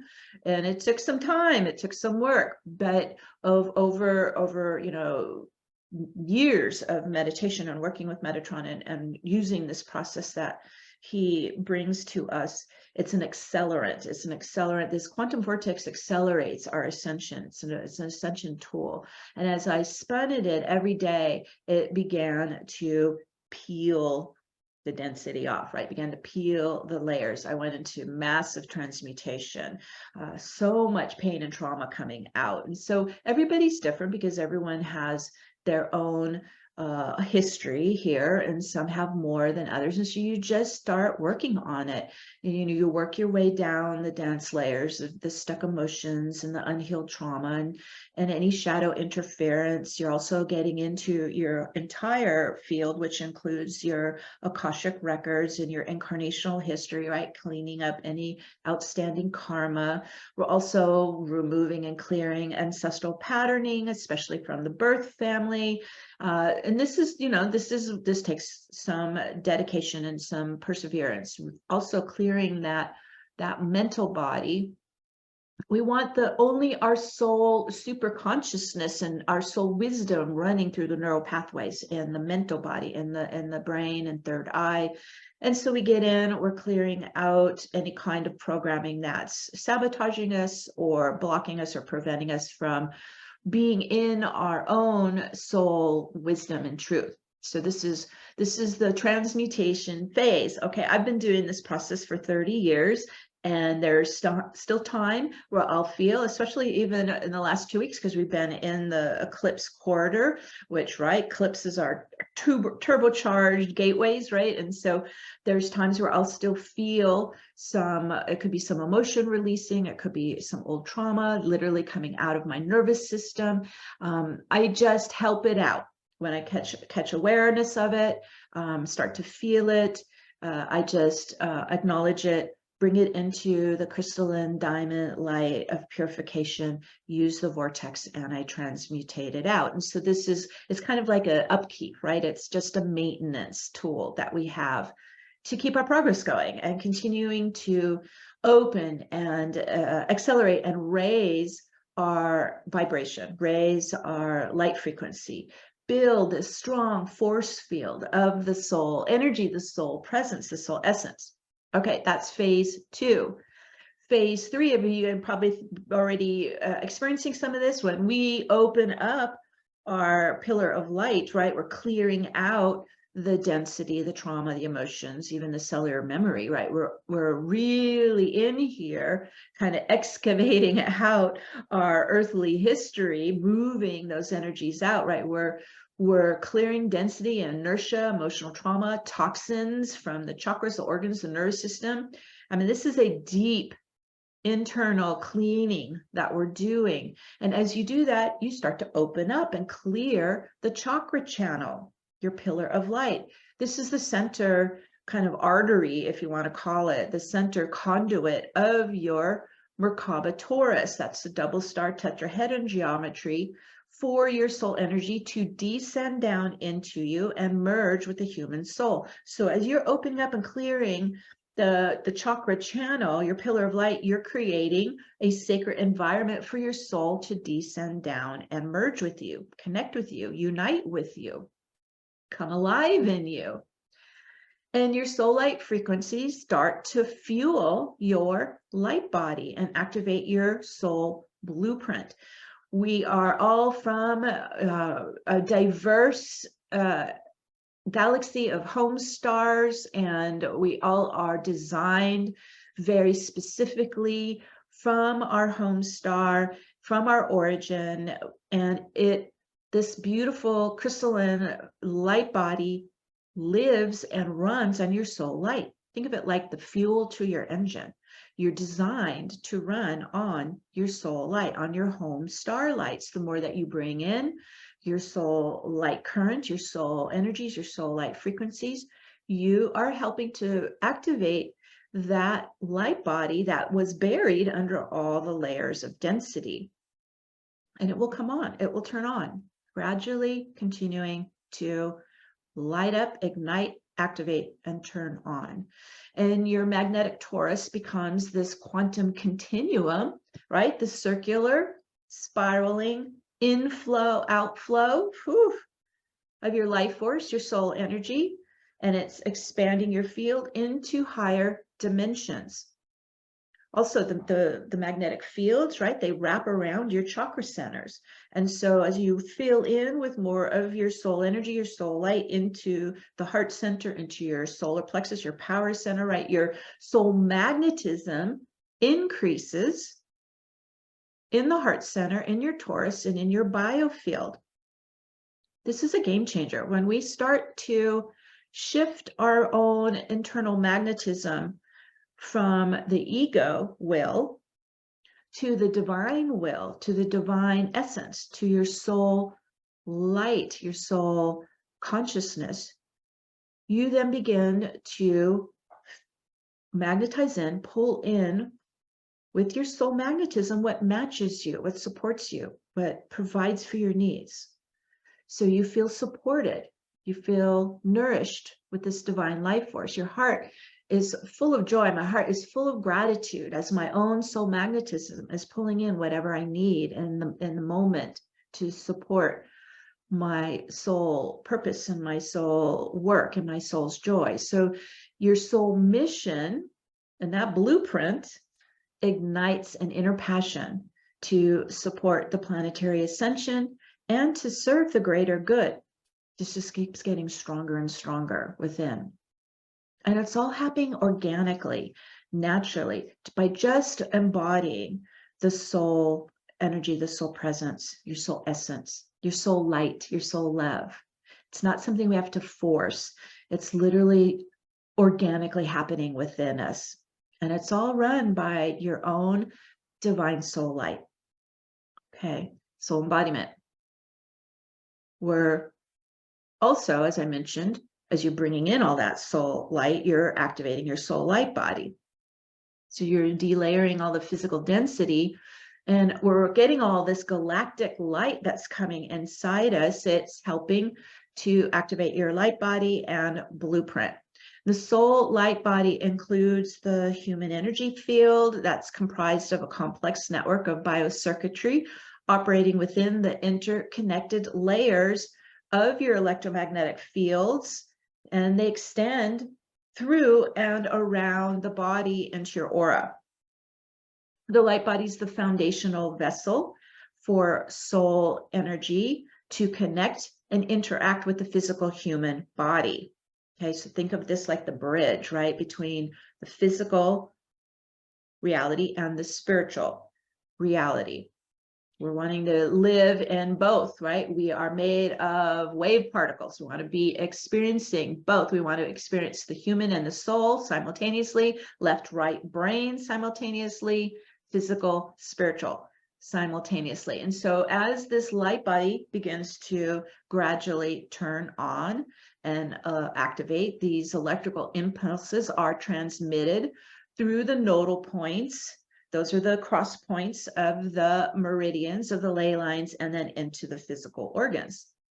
So as I mentioned earlier, when I first had my spiritual awakening, I couldn't feel any of this. I couldn't see any of this. This was dormant. This was not turned on. But as I went through the transmutation, years of it, transmutation, I also supported the activation of the light body. I did over 10 years of acupuncture. That's a great addition because it gets, those needles go right into those nodal points and start to open them up and remove the density. I did sound healing. I did breath work. Of course, I worked with Metatron daily in meditation. And so these are ways to support this process. And there's so many other ways to do this, but those are the ones that I was really guided to do to add in as I went through the transmutation process. You're getting this light body lit up. You're getting this light body turned on. It includes this 12 chakra channel, your pillar of light, right down the center. It includes the double star tetrahedron Merkabic template, as you see, upward and downward facing tetrahedron forms the Merkaba. It includes the heart crystal portal. That's why I want to get that heart center open and healed and activated and receiving the soul light frequencies, because it turns on your heart crystal. It's kind of the main engine that runs your Merkaba Taurus. It lights up the biocircuitry. So now I feel chi running up and down my body all the time, right? You're lit up, you're on.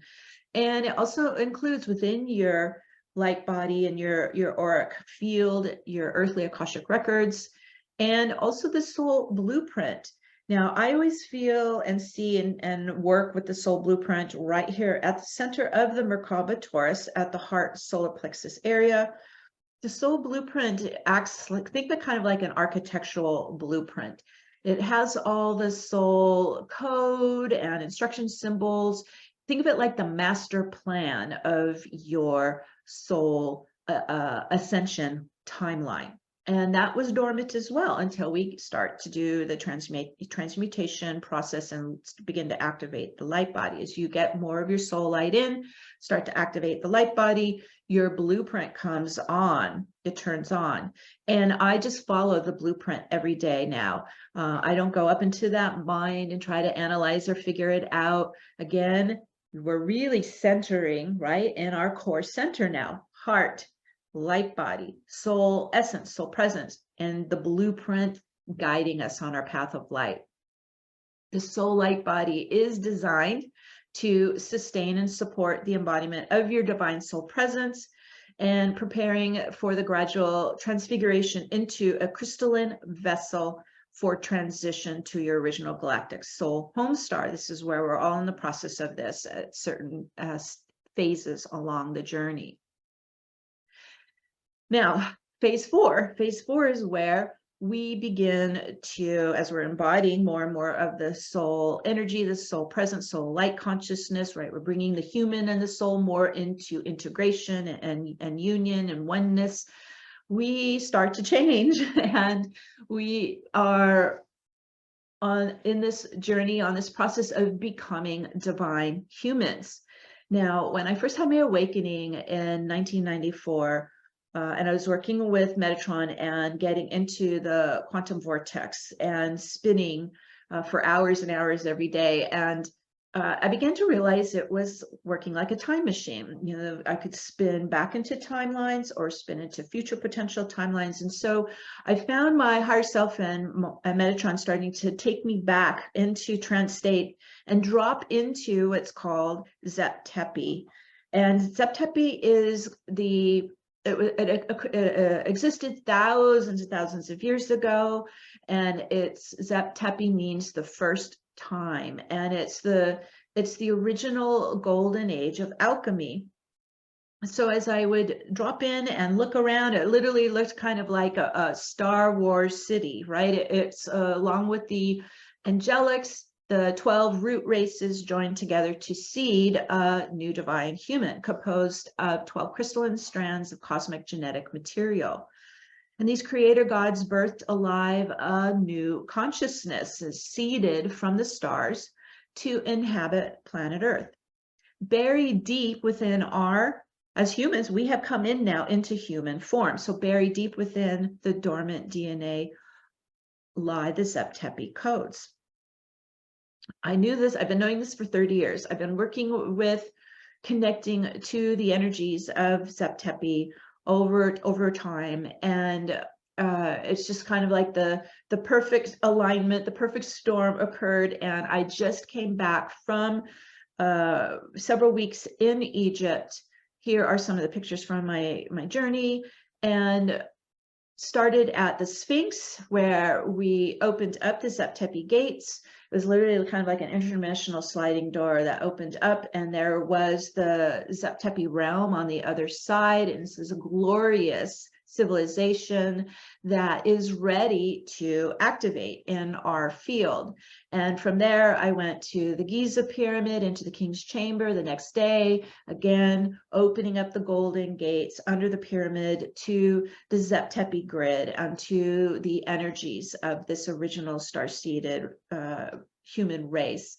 Over 2 weeks, I went back, over and over into all these sacred sites, into Philae and the Temple of Isis, into the Hathor Temple. And finally, we completed, as you see here below, the Osirian in Abydos, Egypt. And this is the original Zep-Tepi temple. They can't even tell how old this is. This could be 50,000 years old. It could be 100,000 years old. So I want you to understand how ancient this is. But as you see in the image, the flower of life geometry is literally embedded in the slabs of granite. They can't even figure out how that was done, because that probably required laser. And it's such a powerful site for opening the Zep-Tepi gates. If you look down at the bottom picture, you'll see the center right, where the two slabs are forming the gateway. Inside on those two slabs, you'll see all the flower of life geometry etched into both sides of the slab. So they had me step into, they being my beloved Archangel Metatron and my team, had me step in to that gateway and activate it. And I began to see the crystalline diamond light pinging back and forth between the flower of life geometry. And it started picking up speed and started getting very accelerated. And then it shot up to the stars and connected to the 12 root races, right? And then came back and pulled right back in, pinging back and forth into the sacred geometry, and then pouring down into whoever was standing in the gateway. So this was such a powerful, like, fire hose of plasma cosmic light. This is the original pure galactic Zep-Tepi energies that are available now. Our bodies have never experienced this before. It blew me out. I'm not going to lie. It was so intense. I was vomiting on some of these temples. They were so strong. I was shaking. I'm still shaking. I've been back over a week.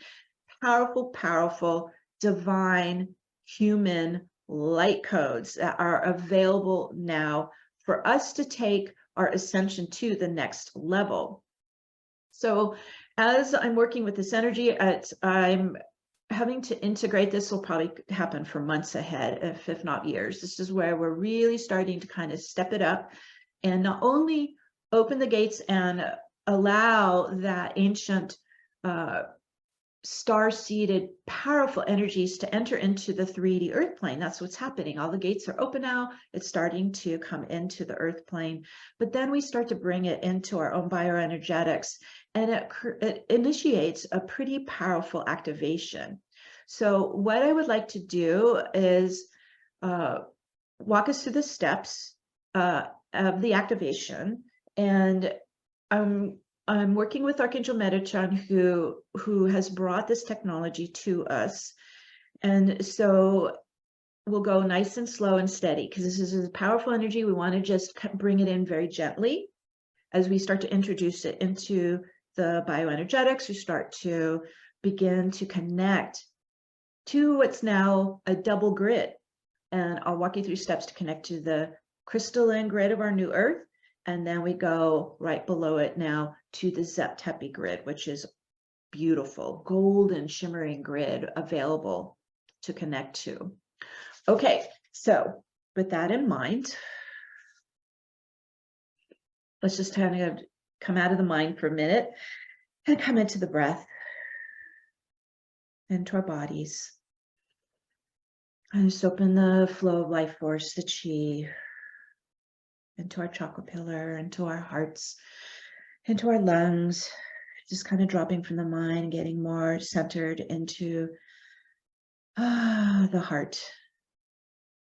And as we're shifting into more of this meditative state, begin to run your energy down your leg channels. If you can have your feet on earth, we're going to ground onto Metatron's cube. So running the chi down the leg channels to the feet chakras. And let's first connect to the crystalline grid of our new earth, especially connecting to Mount Shasta's earth chakra. Getting grounded onto the crystalline grid. There we go. Locking in. And let's connect to Divine Spirit, connecting to Mother, Father, Source. Connecting to your original God spark, your master soul, your soul family, your home stars. You're going to your origin. And then calling in your spirit team of angels and guides and master teachers, and the shamans, the elders, the wise ones, your protectors. And then we're connecting to our beloved Archangel Metatron, who's stepping in. He's embedding Metatron's cube under your feet and you're grounding into the crystalline grid. So it's made up of 6 outer circles, 6 inner circles, just you see on this image. Your feet are going to go into the center of Metatron's cube. Your own light, your own life force, your own chi begins to turn it on, begins to activate it. Okay, there we go. And just start to follow the energies. You're using more of your right brain, your psychic mind, your intuitive mind, what we used to imagine and visualize, and just allowing Metatron's cube, those 12 circles start to rise up as beams of light around your body and aura. And they're humming and they're toning with the 12 harmonic tones, right, of the 12 octaves of the 12 dimensions of our universe. And we're just going to allow them hum and tone with the sacred sounds of Om. And as they're pulsing and vibrating, they begin to rotate. They're going to go from right to left, starting to rotate around your field. And as they begin to spin, they're starting to accelerate faster and faster and begin to blend together, forming the quantum vortex of diamond light. All right, there it goes. And as it's spinning up and accelerating, it's starting to open and expand your field up and out into the higher dimensions. Whew, there we go. Whew. And then we're going to go even faster towards the speed of light, starting to collapse out the energetic veils, time density, separation membranes, just let them drop out. and open you all the way to the quantum level of both the physical realm and the spiritual realm simultaneously. Ooh, there we go. All right, we're in. Adjusting. Ooh. Let's come inside, focus into your pillar of light, your chakra pillar, the home for your soul. We're going to go back down to the feet where you're grounding onto your Metatron's Q portal. We're connecting with the crystalline grid. And now let's extend our energy right below it. We can now start to connect to the Zep-Tepi grid of our ancient star-seeded divine human. All right, there we go. Beginning to connect to it.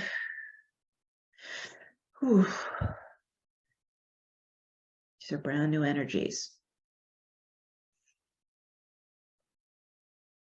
All right, as we lock into the Zep-Tepi grid, they begin to connect and integrate and talk to each other. It's like the energies from the Zep-Tepi grid start to rise and weave into the crystalline grid and back down. You can feel kind of a wave flow of connecting. Yes, yes, there we go.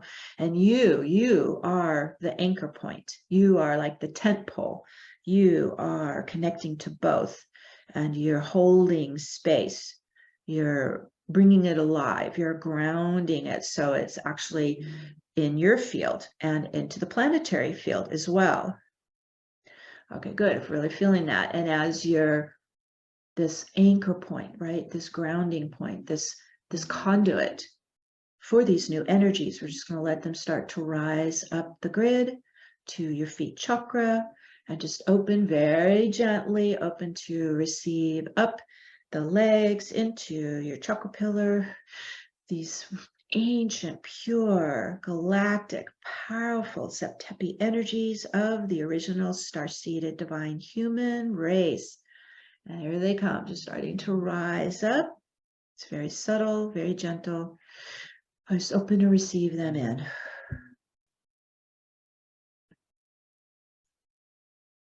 Breathe in, allow in, become the vessel, the conduit. Whew. Now they're starting to come up into the root chakra, into the body, into your chakra pillar.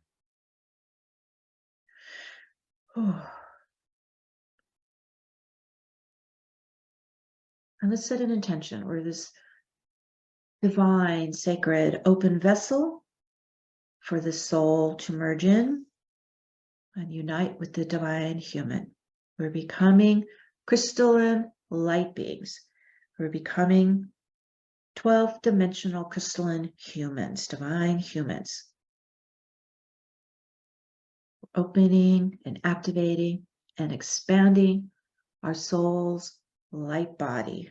And we're feeding it our own divine soul light and home star light and our love, all that we are. All right, there we go. Opening up some more inside us. Just bringing those energies into your heart.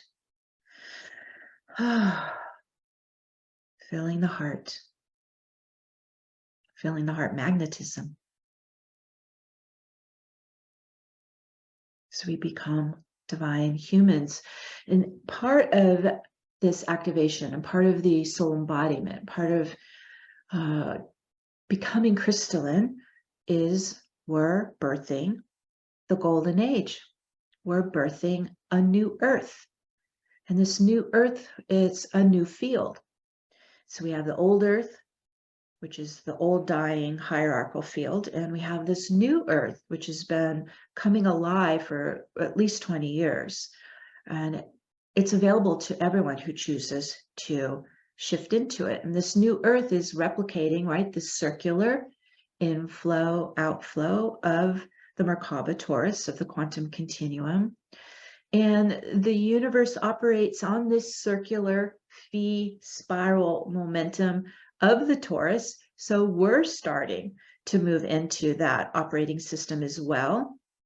And this new Earth operating system, it's this circular torus momentum of renewable energy. It's fueled by light and love frequencies, and it's a balanced, harmonious, holistic system of coherence. So this is our new home. This is our new operating system. This is our new way of living as divine humans. So, as above, so below, as we're working through our process and we're activating and becoming these light beings, right? Gaia is doing the same. We're going hand in hand. We're going together through this process. And as we're replacing the hierarchies in our world, in our communities, in our families, in us, with this circular system, with the circular communities of collaboration and coherence, everything improves.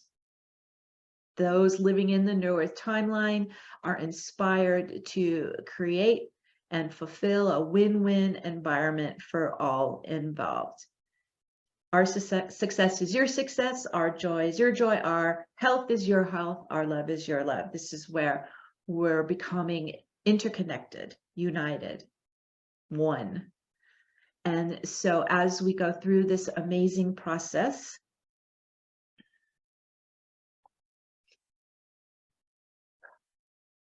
let's just honor where we all are, honor who we are, honor what we're creating together, what we're igniting, what we're awakening, what we're activating.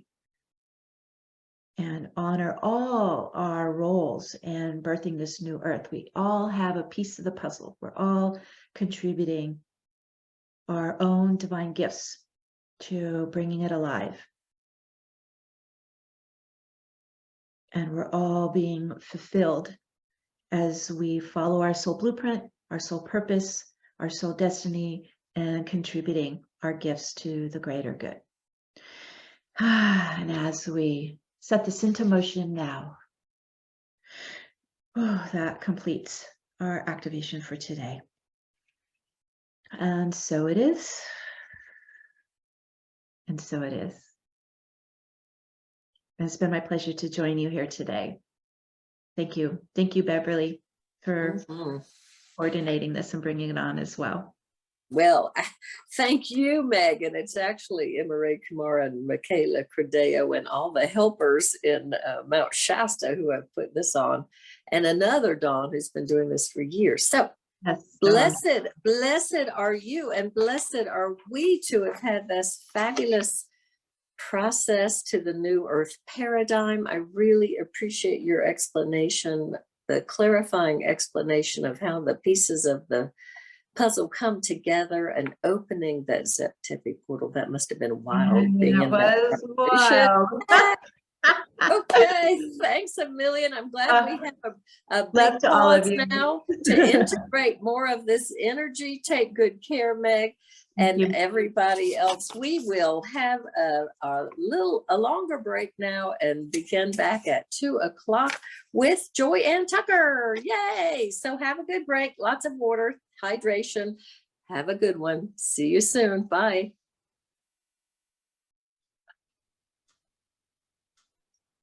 Okay, while this is going on, may I invite those listeners to take a deep breath and let's do a grounding. So much powerful energy has come through today. So if you will kindly place your hand on your heart and feel that rainbow, beautiful, sparkling energy that you have.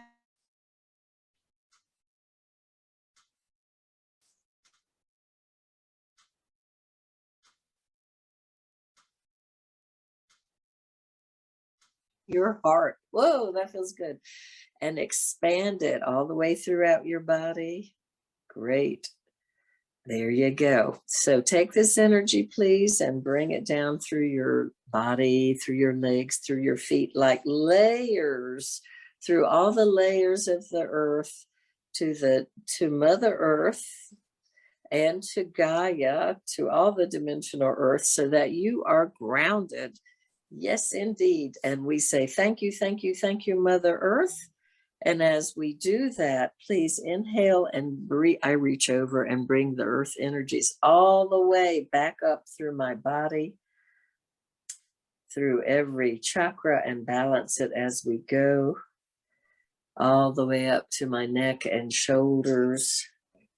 And I allow my head to move as it releases tension. I tap my crown chakra and wing, I bring that energy all the way through my body and out the top of my head to my high self chakra and to the God self chakra. Bing, there we go. See yourself in this beautiful column of sparkling white light. This helps us to ground our energies, our gifts from yesterday and today into the earth. And as we do that, it spreads all the way around the earth to all beings on it. We are blessed, and so it is. Thank you, thank you, thank you. And let's send some of that. What is it Emma Ray told me? That